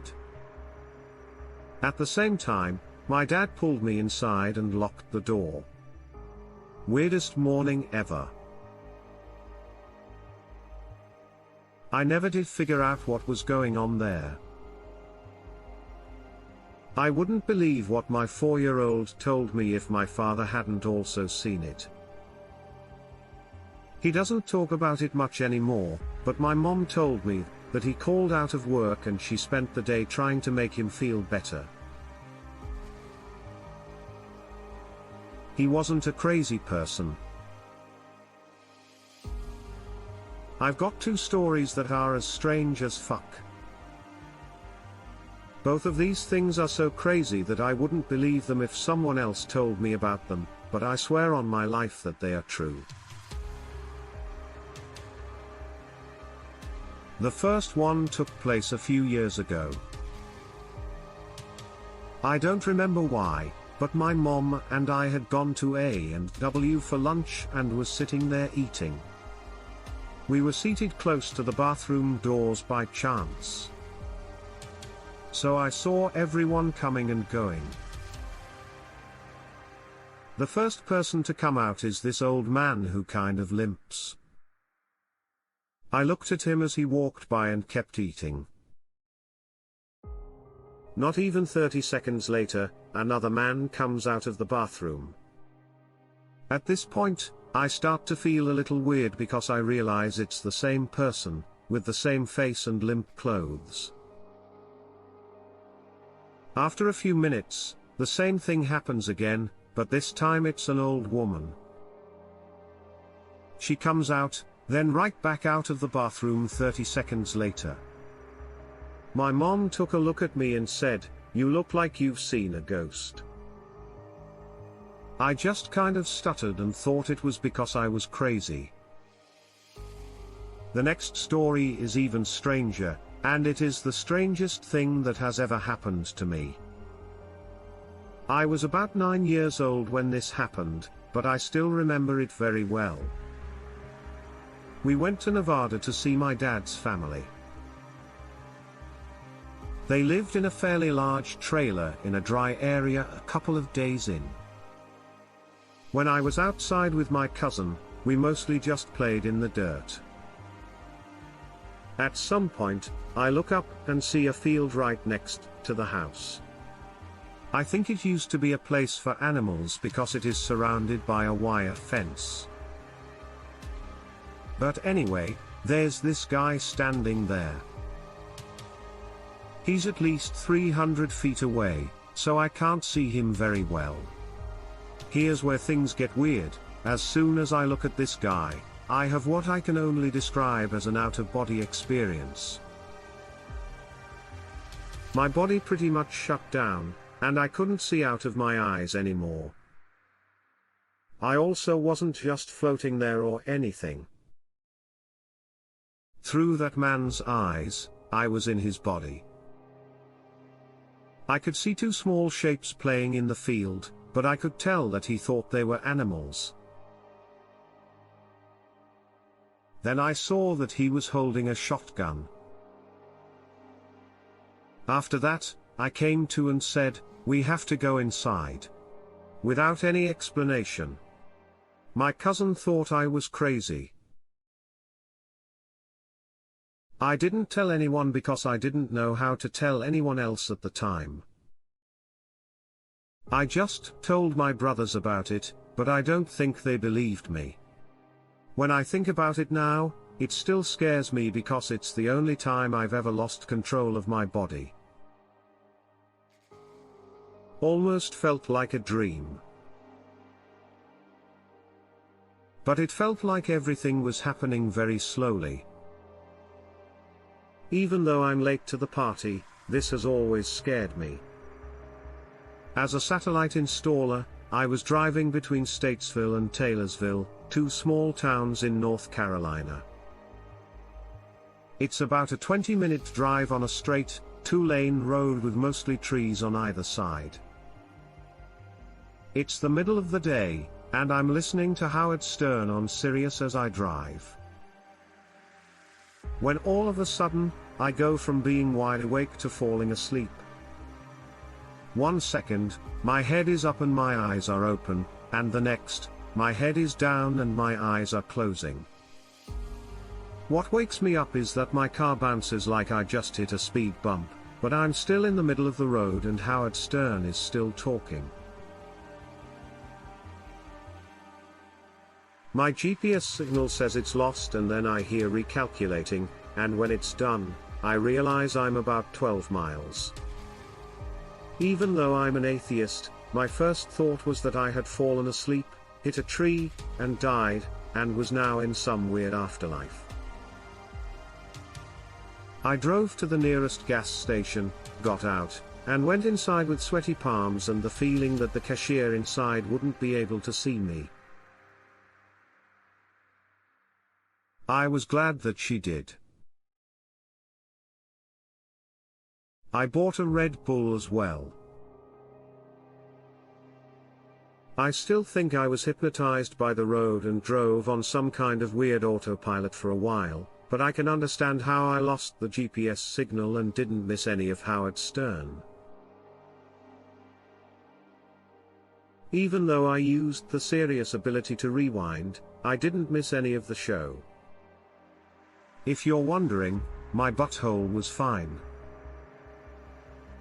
A couple of years ago, I was walking through Best Buy and saw a rack of books. The last book in Stephen King's Dark Tower series was on the rack. On the front cover, there was a picture of Roland standing in front of the tower with a rose field behind him. I picked up the damn book and looked at it. I don't know why it was in Best Buy, but I had read the first 6 and was waiting for the last one, but I didn't have much money to spend that week. I put it down and decided to buy it the following week when I got paid. The next week, I went back, but it wasn't there. After that, I forgot about it for a while. But I went to B&N about a month later to get my copy.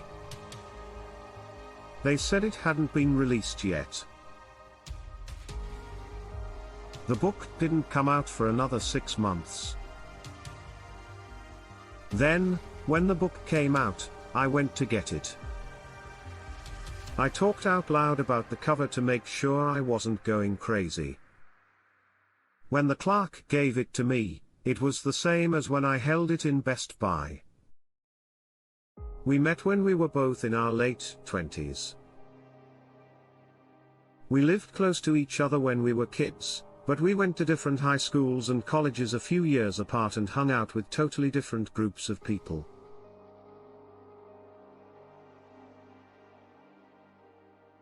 When I was about 11, my parents tried to buy the house next door to his parents, but the deal fell through and we had to move.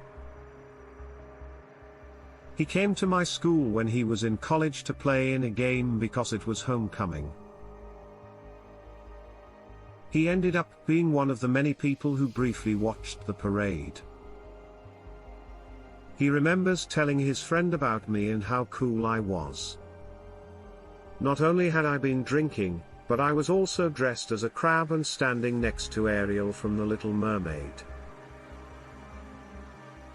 When he told me he had seen me dancing badly in the street and taking pictures with little kids at a house party with my now husband, I almost shot myself. I was looking at pictures on the walls that were taken at parties his high school friends had thrown. I was on one side of a large group, and he was on the other. Back in the day, I went to about 20 parties, and I don't remember ever going to a party near where he lived. A guy and a girl who were cousins to my husband and I were our best friends. We both went to a lot of family events, but we never met.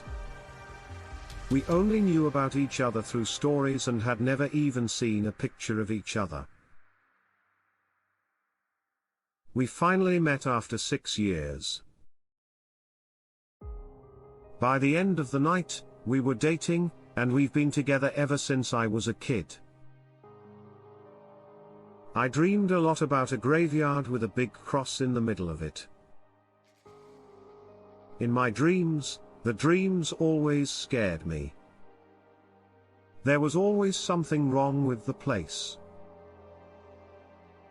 It wasn't evil, but it was always strange. Anyway. Move along.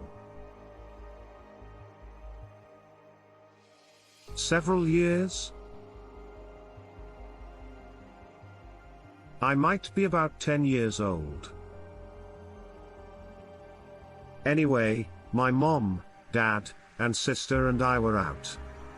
We went to a cemetery in Germany for soldiers who had been taken prisoner and sent to the UK.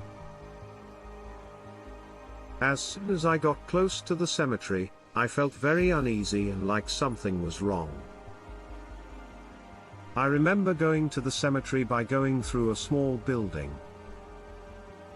At this point, I knew the cross would be there, just as it had been in my dreams. I remember seeing it, but that's all I can remember. There was nothing bad. Well, I don't think so. I had never been there before and had never even heard of it.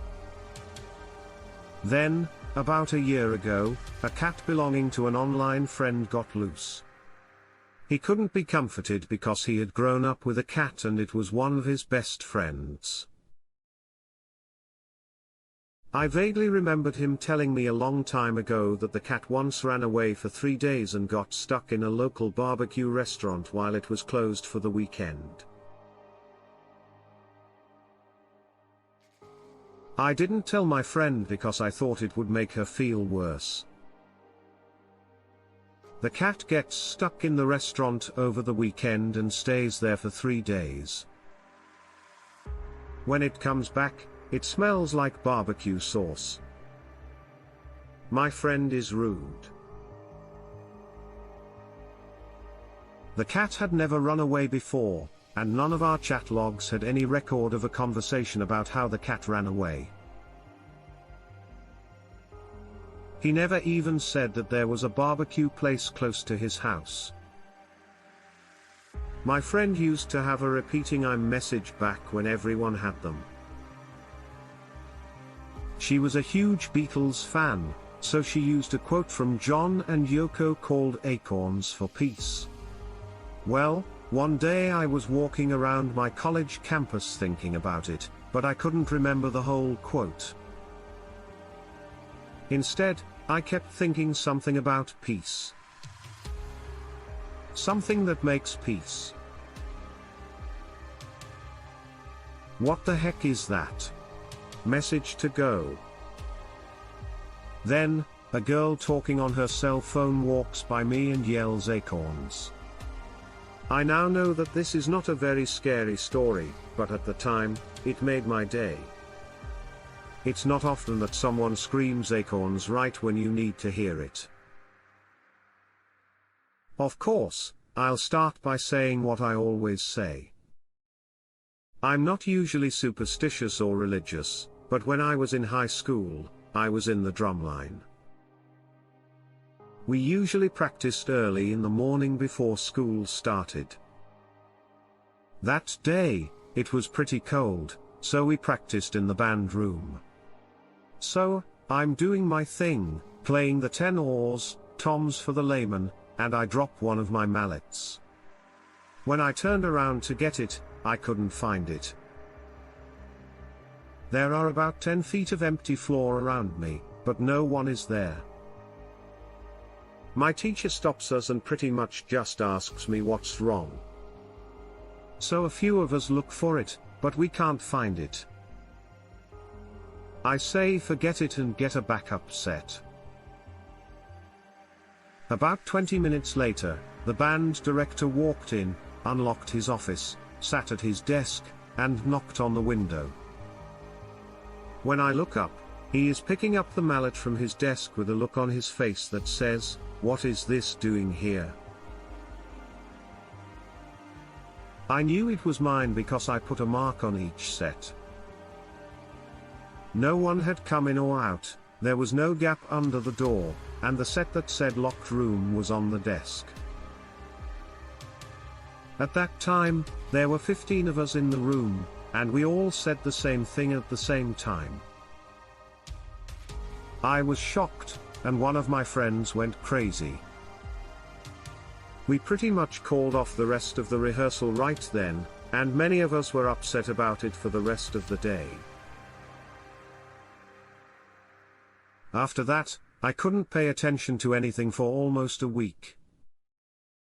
At some point, my brain just put it in a folder labeled Unsolved Mysteries, and I went on with my life. One day on my way home from college, I stopped at a red light at an intersection. The car in front of me was one of those popular mid to late 1990s aqua and teal Honda Civics. I took a look to my right. When you shift, the sign at the gas station says something like, "Always be aware of your surroundings." That's not a direct quote. But I seem to remember that shift was written with a capital letter. I thought it was strange, and that's when I saw that the car right next to me was another Honda Civic with the same color. Okay, that's an interesting chance. Then I thought, what the heck, how funny would it be if... I looked in my rearview mirror and saw that it was true. Behind me is an aqua and teal Civic. I looked left, then. Yes, it was the same car. All around me are those people. I laughed to myself because I thought it was nothing. When the light turns green and we start to move, 3 of the Civics next to me move into the right lane. I see that their cars don't have license plates. The insides are all tan or ecru, and there are drivers. They all merge onto the northbound route, and I keep going. For the past 15 years, I've said that I changed in some way. Hey, the words on the marquees aren't mine. They belong to a world other than the one I was born in. I bring this up when everything seems to be going wrong. Example, Rick Santorum, a possible presidential candidate, needs to find a way to get back to his own world. About 15 years ago, this took place. I tried to call my friend, but he wasn't at home. So I used his answering machine to leave him a message. I told them, "Hey, it's me. I'm sorry I missed you. I'll call you later." Then I put the phone down and left the house. I didn't call anyone else that day. He called back and said, "Wow, that was a really long message. Who was the girl with whom you were talking?" I asked, "What are you talking about?" I wasn't talking to any girls. It turns out that the message didn't end when I said goodbye. I had to go to his house and listen to this message more than once after I left the first message, which I quoted above. There was a short pause, and then I talked to some girl for another 30 to 40 seconds or so. It was my voice, but it sounded like a conversation I never had with a girl whose voice I didn't know. I know I left, and I couldn't tell which voice was which. Not just the voice, but also the way you talk. It was my voice, and it said the same things about my job and activities. I was basically telling this girl that I wanted to go skiing, but I had to go to my shop and work on a car first, which was totally relevant to me. Then there was no more message. It was recorded on one of those digital answering machines that put the message on a chip. So I couldn't have taken a tape and had it looked at. But my friend Nora also had party lines, so that's not a good reason. I don't know how to explain how weird it was. Before 2 years, changed to 3 years. I had a dream that a tornado tore through my house and the house next door. It made me think of a scene from a war movie where a bomb goes off and my roommate and I are disoriented and partially deaf as we scream and run around the fire and rubble looking for other roommates and neighbors.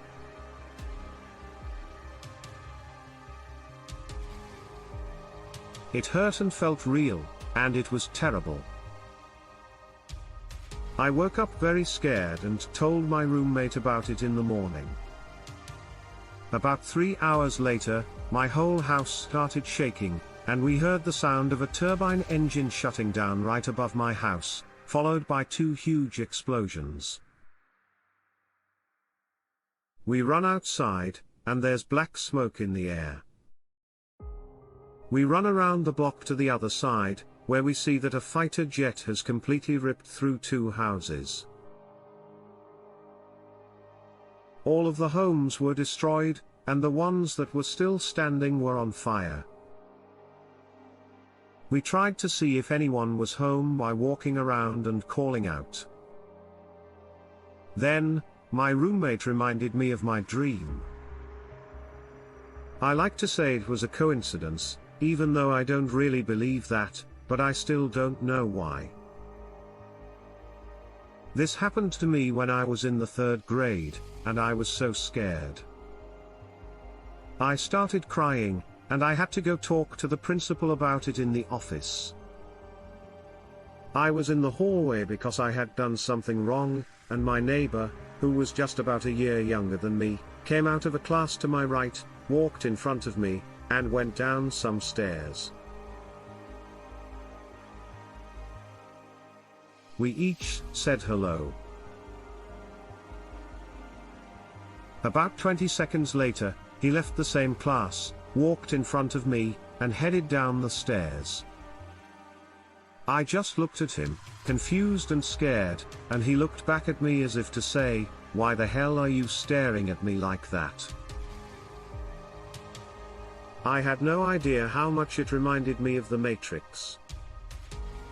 I was driving home from a girls' night out one night. The back way home is very flat where I live. So, the road I was on was completely straight, with no bumps or small hills. The road got higher or lower or anything like that. So I'm just driving straight, got my high beams on because there's no one around and I can see everything in front of me. There are no houses on either side, no driveways, just fields, nothing behind me either. Out of nowhere, a car appears about 20 feet in front of me driving in the opposite direction on the other side of the road. I was going pretty fast so I passed them quickly, and when I look in my rear view there's nothing there.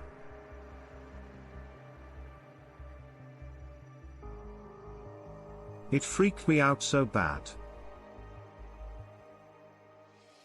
I had to pull over and gather my thoughts before I could keep going. Still freaks me out to remember it. I was probably 11 to 12 years old at the time. My group of friends consisted of the kids who lived on my street. Some might consider we lived in the ghetto at the end of our street.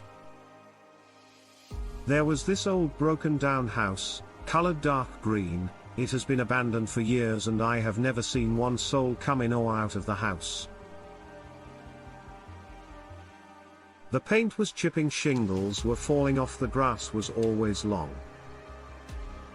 My friends and I used to pass by this house every day walking to and from school. One day while walking by from school, a friend dared me to knock on the door. Me being hormone raged and wanting to impress the girls on my street, I agreed. My plan was to knock and run. I started walking towards the porch. As my friends were watching me from the front of the yard, I reached the door and I could hear every creak whenever I took a step. For some forsaken reason my hand starts to go towards the knob instead of just knocking and running. I twisted the knob all the way and realized it was unlocked. I got really scared and ran back to the group telling them what I witnessed. We agreed to meet up later that night and tried to go in that night. Only me and my two friends, Ben and Justin, met up at this time. I think the others were too scared or couldn't sneak out. It's completely dark outside. We can protect ourselves with a couple of flashlights and some sticks. We started moving quietly toward the front door. We are still really, really scared. I started to turn the doorknob, and then I saw what happened next. I will never forget. We let ourselves in and turned on our flashlights. Everything is spotless and clean in the house. All of the furniture looked like it was from the early 1900s, but it was almost as if it had just been made. From the outside, you would have no idea what the inside of this house looked like. We could see everything downstairs except for the kitchen and the second living room because there was a light coming from upstairs.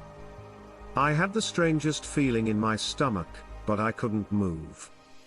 I wasn't afraid, though. I felt a lot of different things.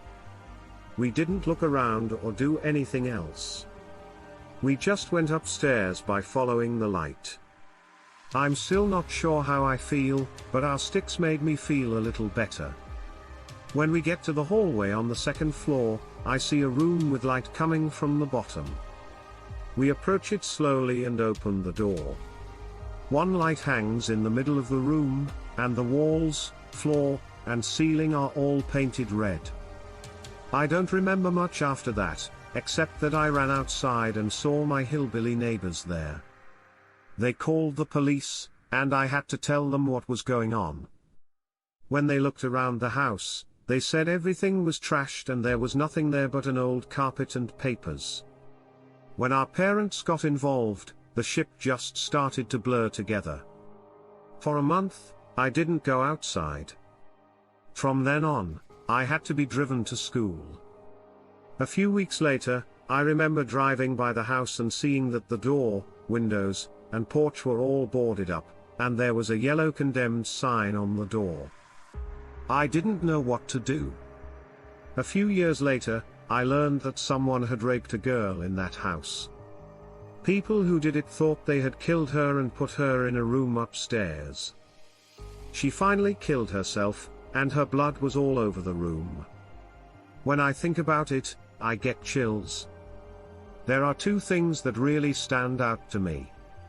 My friend and I used to throw things at each other when we were in high school, like wads of paper, paper clips, rubber bands, etc. To stop being bored. He pulls a coin out of his pocket and throws it hard at me during study hall. I wince and close my eyes, but I don't move. I just stand there and wait for it to hit. It was going to land right in front of me so I could take his money, but it never did. It never went down. It was a chemistry class, so there were lots of hard surfaces. He threw it hard, so it should have made a sound or been felt somewhere. It just stopped. He said he saw it coming toward me, but he lost sight of it after that. Ex-girlfriend at the time was driving down the road with me in the passenger seat. Never found it. It's after sunset. The sky is mostly dark blue, but you can still see some light. It's not quite night, but it's getting close. There's no traffic on the road ahead because it's a small town, but we both saw lights on the side of the road that look like a car is about to pull onto the road, but something's wrong. It's huge and hulking, but it's low to the ground. Both of us gasp and say, WTF. At the same time. As I type this, I'm getting chills and fear tears just thinking about this memory again. No matter what. We could only see the front lights of the car, so we couldn't see what it looked like on the inside. However, it was acting in a way that made us feel afraid. She speeds up, and as we drive by, we both yell WTF and laugh scaredly. We still can't figure out what it is, but it's about 12 feet wide. Shortly after we pass it, the lights go out and it blends into the darkness, making us even more scared. We've never been scared like that before, especially when someone else was there to see and feel the same intense fear as us. I have a few of them because I seem to attract this kind of trash. The first was about 10 years ago, when I was about 17 and had just moved to Houston with my now ex to be near his family. I got knocked up, etc. We were on the porch in the backyard, probably around 2 a.m. Now, the whole backyard is surrounded by tall wooden slats that have been nailed together so there isn't much space between them. As we're sitting here, the fence didn't look old or broken in any way. We watched a board carefully move to the right over another board, as if it had been pushed up and to the side in that order. We stood there and watched as it slowly went back into place. After a lot of arguing about who wasn't a big baby, we both went and looked, and there were no loose nails. The board was working fine. There was no way that it could have moved. We never worked out why. Another person lived in a row of apartments next door that used to be part of a church. It seems that nuns used to live there, died there, etc. That didn't add much to the creepiness, but hey, I was outside walking my uncle's dog when the neighbor came out and said my cat had been playing on the roof. I see the little guy up there and tell my neighbor that I'll bring him inside. I take the dog away, walk a few blocks, and get home. When I do, The neighbor comes back out and says the same thing he just said, and the cat walks into view the same way he did before. Now, if the neighbor was on drugs or a drunk old man, I'd say he just forgot, but the fact that he was telling the truth scared me. Last but not least, I made this happen to someone. When I worked as an electrician backstage at a theater, I was used to moving around in the dark, so seeing people behind you out of the blue wasn't that strange. I was fixing a light that had a loose wire, so I asked the person I thought was my other electrician for a wire stripper. I looked behind me and saw that no one was there. The wire stripper is in his hand as he walks up. He said I had asked him for it a while ago, but he had been in the tool room for the last 10 minutes, which is where he thinks I asked. I had asked him a minute before, but he didn't hear me. The tool room is down a hallway, so he wasn't even close enough to hear me. He got scared and kept looking at me in a strange way for the rest of the day. I remember this one time when I was a kid. I must have been about 8 years old, and my family was getting ready to go to an event. I had just gotten my hair tie from my room and was walking down the hall to the garage, where my family was waiting for me to get in the car. In the hallway, there is a guest bathroom, and as I walked by it, I saw my dad standing there in his pajamas shaving. I looked at him and said, "Come on, Dad, we're going to be late."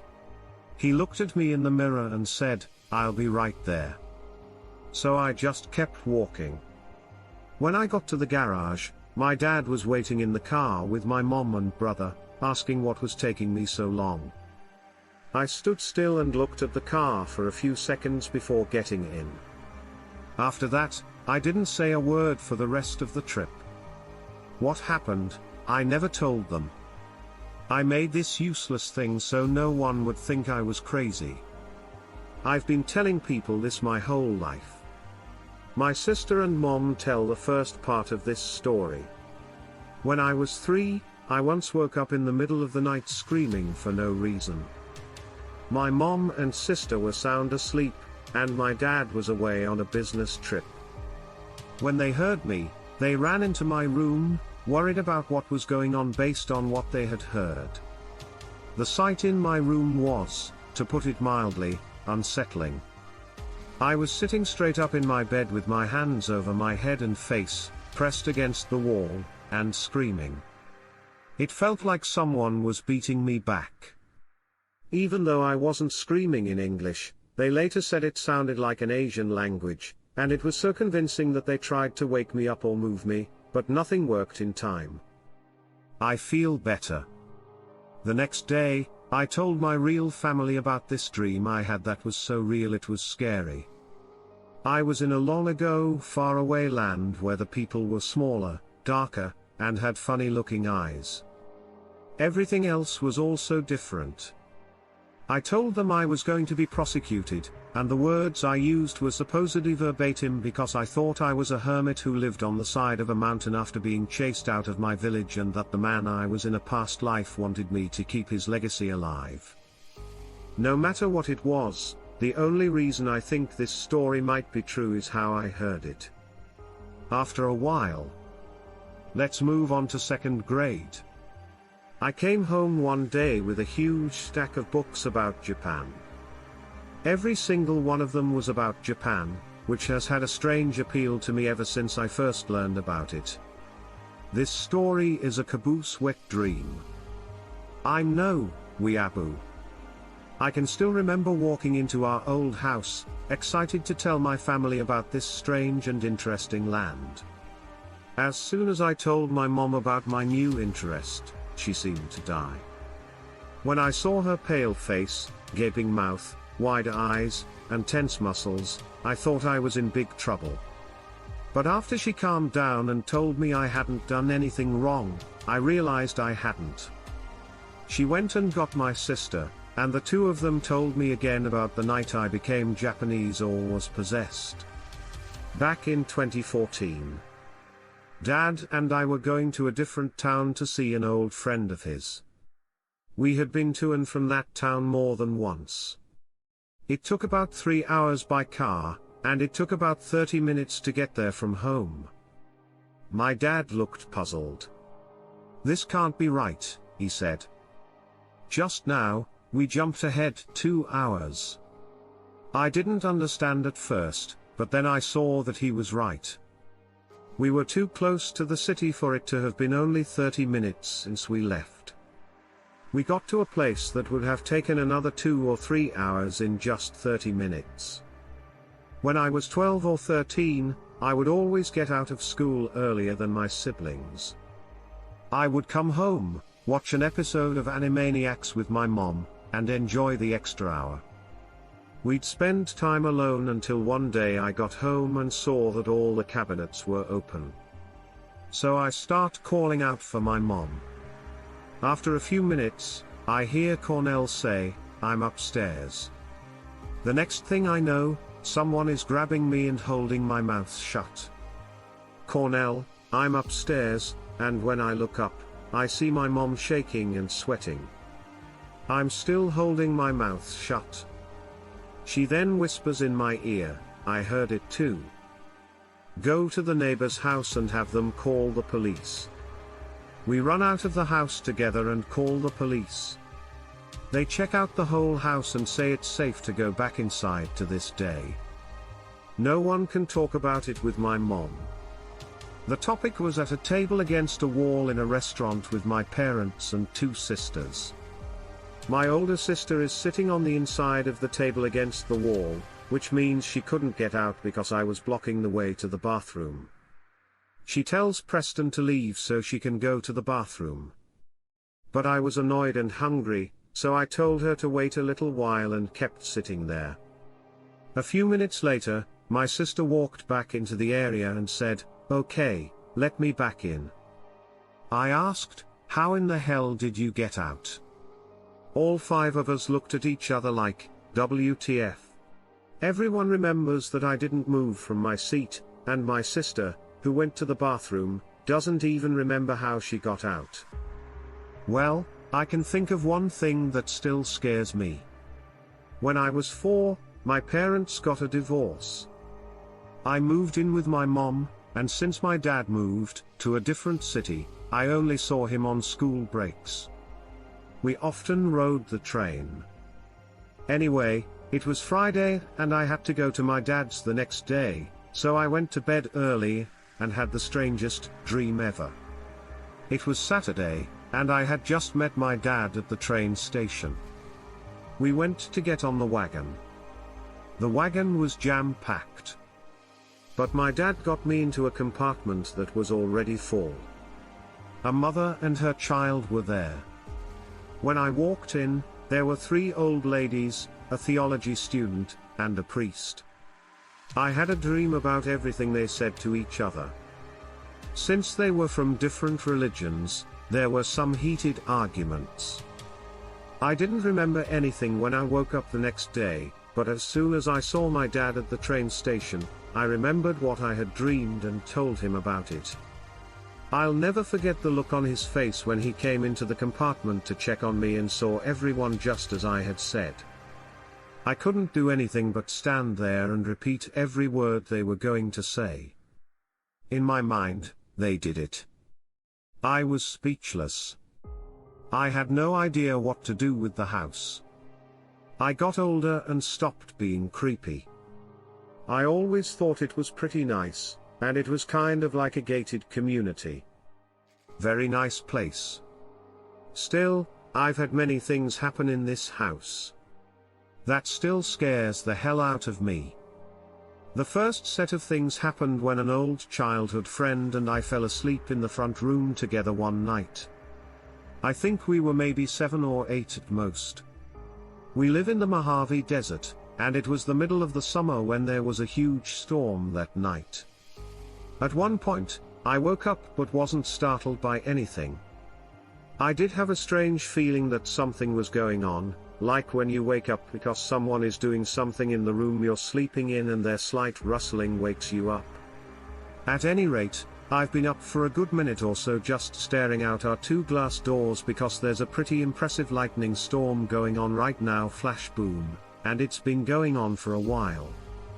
Then, after a while of silence and darkness, there was a small flash of lightning that was just bright enough to outline and briefly show the details of a man standing right outside our glass doors with a knife in his right hand. He looked like he was in the middle of swinging the knife toward the door. My friend, who I didn't know was awake, freaks out and starts screaming before I can do anything about it. Long story short, we both made a big deal out of it and stayed up with my mom, who woke up from all the yelling. Fast forward 5 or 6 years. After a day of middle school, we decided to come to my house to watch TV or play games. It's about 3:30, and we're just watching something when I hear the garage door open. The way the couch was set up, I could tell it was the garage door. I can usually lean back, and I looked down the hall to my left to see who was coming home. Just for reference, 15 feet to my 2 o'clock from where I was sitting, where the glass doors were, my friend and I had seen lightning strike his children. As I look around, I don't see anyone. I call out John, Mom, Dad, but no one comes. I looked at my butt as if to say, that's weird. I stand up and go to the garage. The garage door was shut, and I would have heard it open even if no one was inside. I shut the garage door that leads to the house and went back inside to watch TV. The same thing happens again after about 5 minutes. This time, I raised an eyebrow, and looked at my friend for a moment before leaning back again, when I didn't hear anyone come in about 5 seconds after the door opened. I called my family again to find out who it was, but no one answered. At this point, my butt and I were getting a little bit scared. So we both got up to look in the garage. With 2 sets of eyes, we saw that there was nothing there. We finally figured out that the door was opening because of a difference in pressure, which I didn't believe because that garage door hadn't done anything like that in 15 years.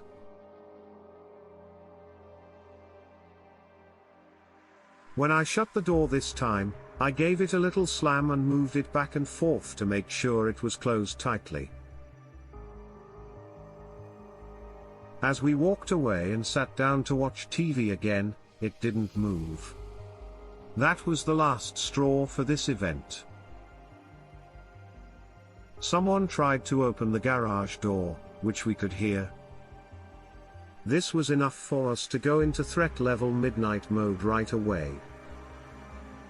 We were pretty sure we were about to be eaten by some kind of hybrid ghost zombie or something, so we rushed around looking for something to defend ourselves with.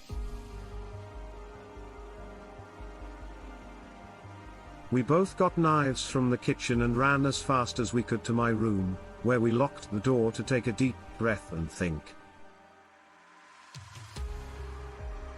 We pretty much agreed on what had happened and how it was impossible for anyone or anything to have done this without us seeing it.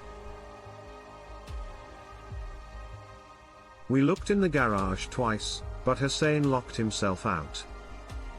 He couldn't have opened the door from the inside and disappeared. By the time I leaned my head back and looked down the hallway, something was going on that we couldn't figure out. We decided to search the whole house together with weapons in hand. As we did this, we made sure every window was closed and every door was dead bolted. We were done when we got to the famous glass doors. At this point, we were still scared and didn't feel any better because we didn't know what was going on. So, we decided to take one last look at the garage. You have to walk by my parents' old room on the way to the garage. It's on the right side of their room. There are also doors that lead to the backyard, which I personally locked when we ran out of the house. However, to our surprise, the door was no longer locked, and it was only slightly open. We were scared, so we ran into the garage, out the door to the backyard, and along the fence to the park in this gated community. Midway there, I trip and fall, but luckily I don't land on my knife. I turn around to pick it up and look up. The shower in my parents' room had 2 windows on the walls that looked out into the backyard. They often hung wet clothes to dry on the shower curtain rod, and I saw that the clothes were swinging so violently that it looked like someone had just jumped out of the shower and into their room.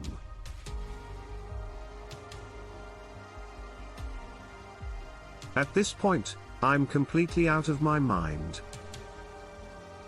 We run out of the gate and wait in the park until one of my parents drives around the road to go home. We saw my dad and told him what was going on. He went home to find out what was going on. He didn't find anyone, but we noticed later that some of the clothes that were hanging in the bathroom had been knocked to the floor. We never found out what the hell was going on there. But that was my story about a glitch in the Matrix or a psychopath who wants to kill. Not sure which one. About a year ago, I worked at a cafe. It was a chain place like Costa that had just opened in time for Christmas. So, we had an experienced manager train all of us new guys one night.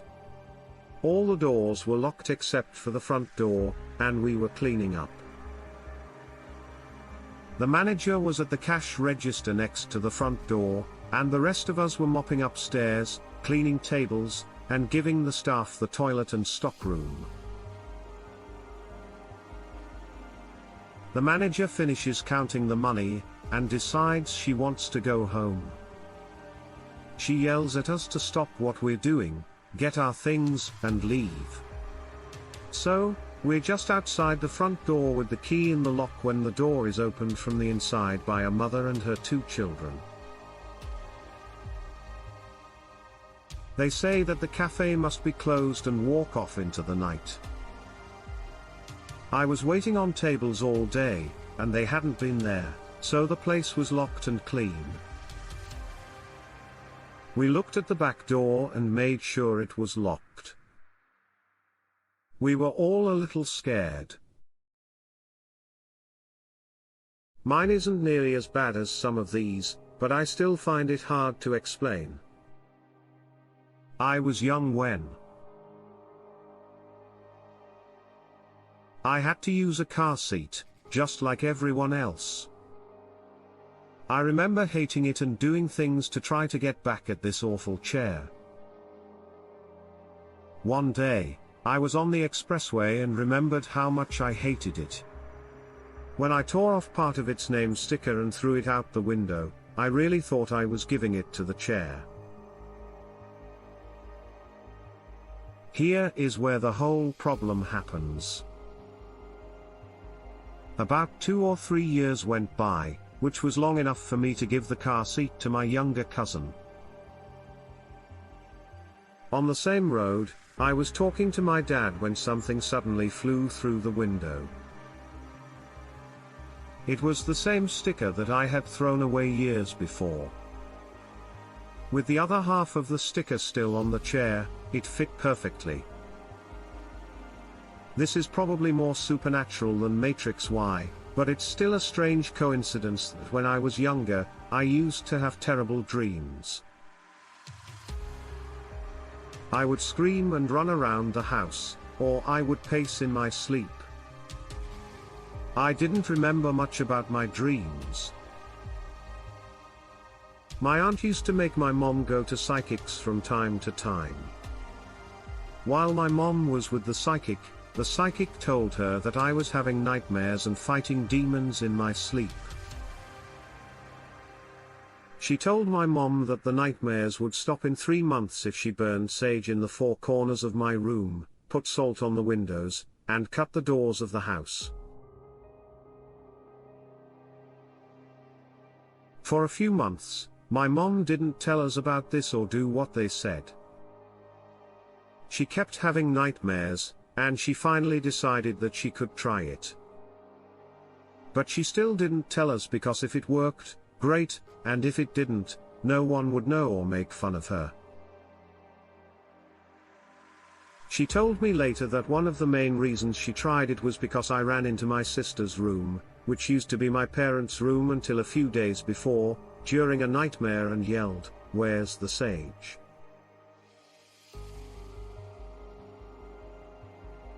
My mom tried burning sage and salt across the windows, and the nightmares stopped after 3 months. They haven't started up again at my house, but I've had them in hotels, friends' homes, and other places where I've spent the night. Usually, I would say that they had to stop. People told you that they would stop in 3 months. I would say that, except that only my mom knew she did it about 7 years ago, and she just told me about it now. In any case, I'm glad they've stopped. Also, I'm sorry if I make any mistakes when I type on my phone at 4:30 in the morning. Here about 2 years ago, I was in the backyard watching my dogs do their business. It was dark and about 11 p.m. Outside, a porch light was on by the door in the back. On the side of the house is a pool pump system, but there is no light there. I'm describing the situation. So I'm in the backyard and I look over to where the pool pump is. You know how shadows can have shadows inside of them? Well, what I saw was a man-shaped shadow, fog, and fuzzy moving cloud. He had to be at least 9 feet tall. He had his back to us and was wearing a robe with a root on it. He turns his head, and where his face would be, he sees an even darker shade of pitch black. I'd never been so scared before. When I blinked, he was gone. But this went on for at least 5 seconds. This will never, ever be seen by anyone. But when I was in middle school, I knew a kid who rode my bus. I don't know what it was, but every time I saw him, I felt cold and flat. He moved or did something else. No one knew what happened to him, but he stopped going to school and riding the bus after he went missing. I would be in the car with my parents and we'd be about to enter a store, restaurant, or whatever, and I'd get that icy feeling. I'd immediately think of the kid and associate that feeling with him. Then we'd enter the store or restaurant and the kid would be there. I wasn't just imagining him, he'd actually acknowledge me. This happened at least 10 times, and I have no idea what the hell was up with that. I still feel that way when I think about him. So, when this happened, I was in New York and my girlfriend was in California for school. I had a dream that my apartment building burned down. The staircase that goes from the top floor to the tortoise level was on fire, so I had to use the staircase at the front of the house to get out. I told my girlfriend about this dream the day it happened. She had a dream the same night about my apartment building burning down, but she saw it from the street level at night. This scared the crap out of me, and I moved out a few weeks later. My roommate and best friend was still living there. About a month after the dream, I got a call from my ex-roommate early in the morning saying that someone had started a fire on the first floor. He had to get out of the house through the front stairs. All of this happened at 4 in the morning. Creepy as hell. And neither of us can think of a way that this could have happened by chance. From the time I was a child until I was in my teens, I had a dream where I played outside with friends. I always had my eyes on something on the ground. Sometimes I'd be playing with my toys when I'd look up and see 3 strange men with guns running towards me and shouting. The colors in this dream were always washed out, and everything looked like a sepia browny green. The way the man ran scared me. He was hunched over like a beast and trying to get to me quickly while holding shotguns. I wanted to run away right away, especially since this scene would pop up at the end of completely different dreams. I had forgotten about the dream, and when I was 29 and visiting my brother in the country, I was walking his dog in a field near his house. The field had been plowed, so it was rough to walk on, but the dog had run ahead, so it wasn't too bad. I felt like I was by myself. I saw what looked like a toy in the ground that had been plowed. It was blue and made of plastic. I thought it was funny to find that here. So I bent down to get it, lost my balance, and fell to the side, hitting my head on a hard patch of dirt. I felt confused, heard a man's voice say shot, and when I looked up, I saw 3 strange men coming at me with rifles. They were bent over and hunched over. I couldn't understand what I saw at first, and I felt very alone because I didn't know where the dog or my brother were. I yelled at them and jumped back, but they kept coming, still hunched over and staring at me with stern faces. When the memories of my dreams came back, my mind went straight and I was scared. But this time it felt a lot more real because the men came up to me before I could stand up properly, put their guns down, and talked to me. They were on their way to a pheasant hunting trip when they saw me fall and heard that I didn't get up right away, so they ran over to help. They were trying to stay on their feet on the plowed field, so they ran in an odd, hunched way. Because I had hit my head, even the colors in my dream made sense. They must have thought I was strange because I didn't answer them, because I was shocked to see this nightmare scene come back to me more than a decade later. Last time I dreamed about it, they were coming to help me. In the end, this is a very weird story. I never told anyone because I didn't want to be known.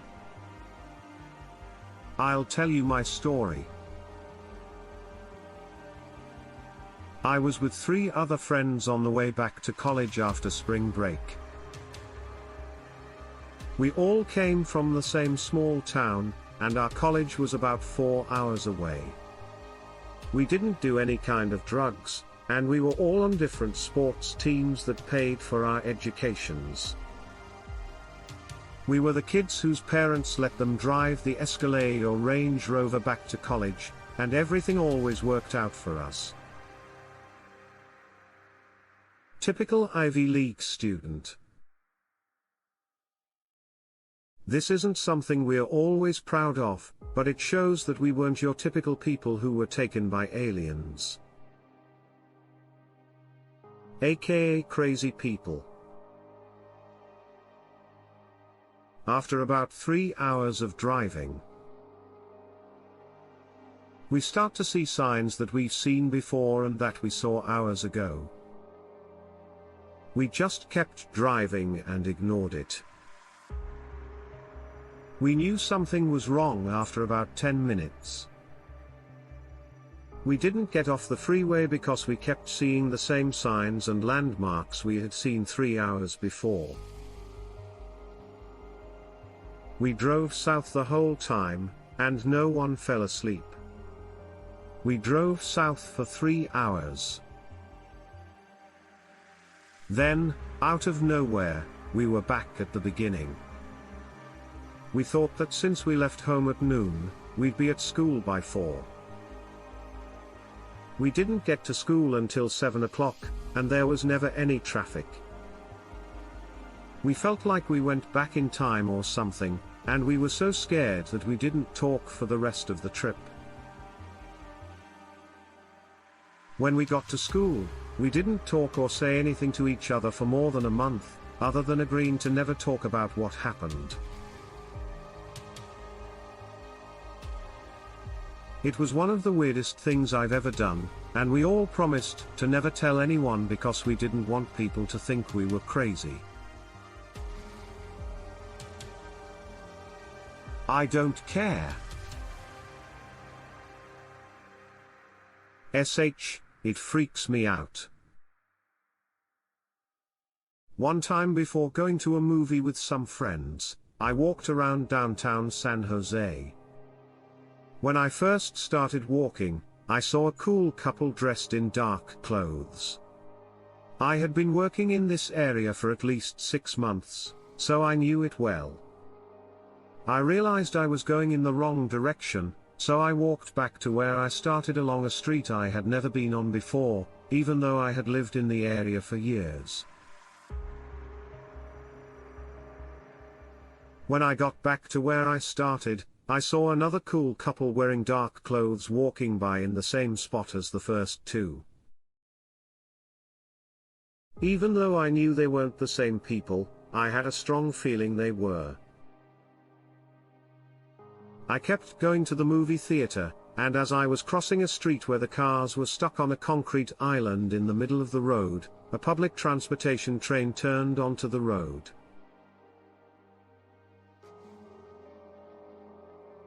Since I was on the island, I couldn't get out of the way, so it zoomed past me just a foot away.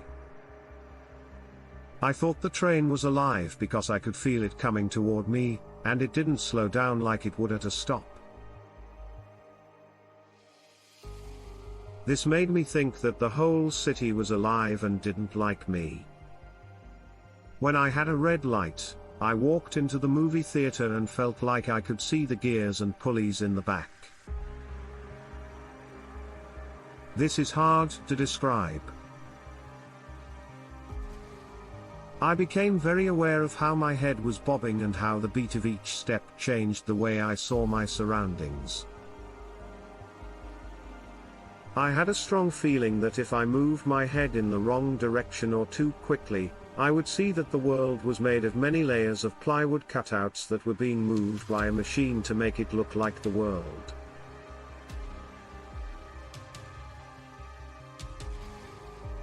From my unique vantage point, this scared me a lot.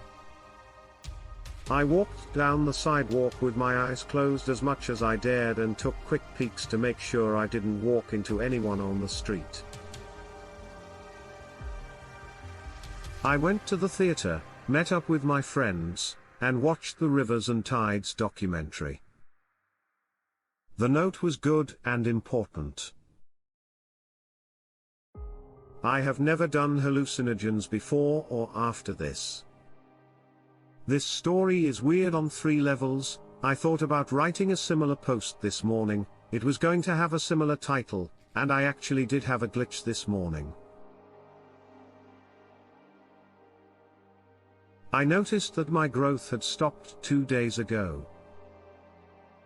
The first season's DVDs were on the table at the foot of my bed. I remember asking myself why I took it out, and then I remembered that I wanted to show it to one of my friends. I thought, yeah, Adam would like Arrested Development. I leave the DVD collection there so that I can show it to my friend later. I wake up this morning, sit up in bed, and look down at my feet. This is exactly the same position and orientation as the old Arrested Development set. There is now my DVD set of Firefly. I say WTF and just stare for a few seconds. When I look around, I find the Arrested Development set on the floor. I live alone. I didn't touch the Arrested Development set at all, and I even left it alone on purpose. Oh, motherfucking bug. I was 10. I remember everything about how I felt on September 10, 2001, like it was yesterday. Every time I think about this, I cry my eyes out. I live on the Lower East Side of Manhattan, so I can see all of downtown very clearly. So I'm lying in bed and looking out my window, and this is what I feel and see. My covers are on my legs, and I'm looking at the WTC. Night is very clear. I'm stuck in my own world. Then I imagine that an airplane is going to hit them. It all seems so real that I start to sweat. I hear police sirens, but I can't move because I'm stuck here. I'm actually trying to get up and run to my father, but I can't because I'm too scared to move. So, when my mom walks in and sees that I'm sitting up straight and sweating, she asks, "What's wrong?" Which wakes me up from this dream. I tell her it didn't matter and go to bed. This is the dream I remember best. I was dreaming, and when I woke up, it was the morning, and I was at school. We got the news that an airplane had hit the World Trade Center. I kid you not. I jumped out of bed and ran to my parents' room, scared. It was still early in the morning, around 4 or so. People keep telling me it was just a dream, but it felt too real to be a dream. The next day, all of the bad things that happened in my dream came true. Not exactly, but most of it was right. Only 3 people know this to this day. When I think about it, I get tears in my eyes and chills all over my body. Sorry about my bad spelling and grammar, but I'm not going to fix everything. This is my story about a glitch in the Matrix.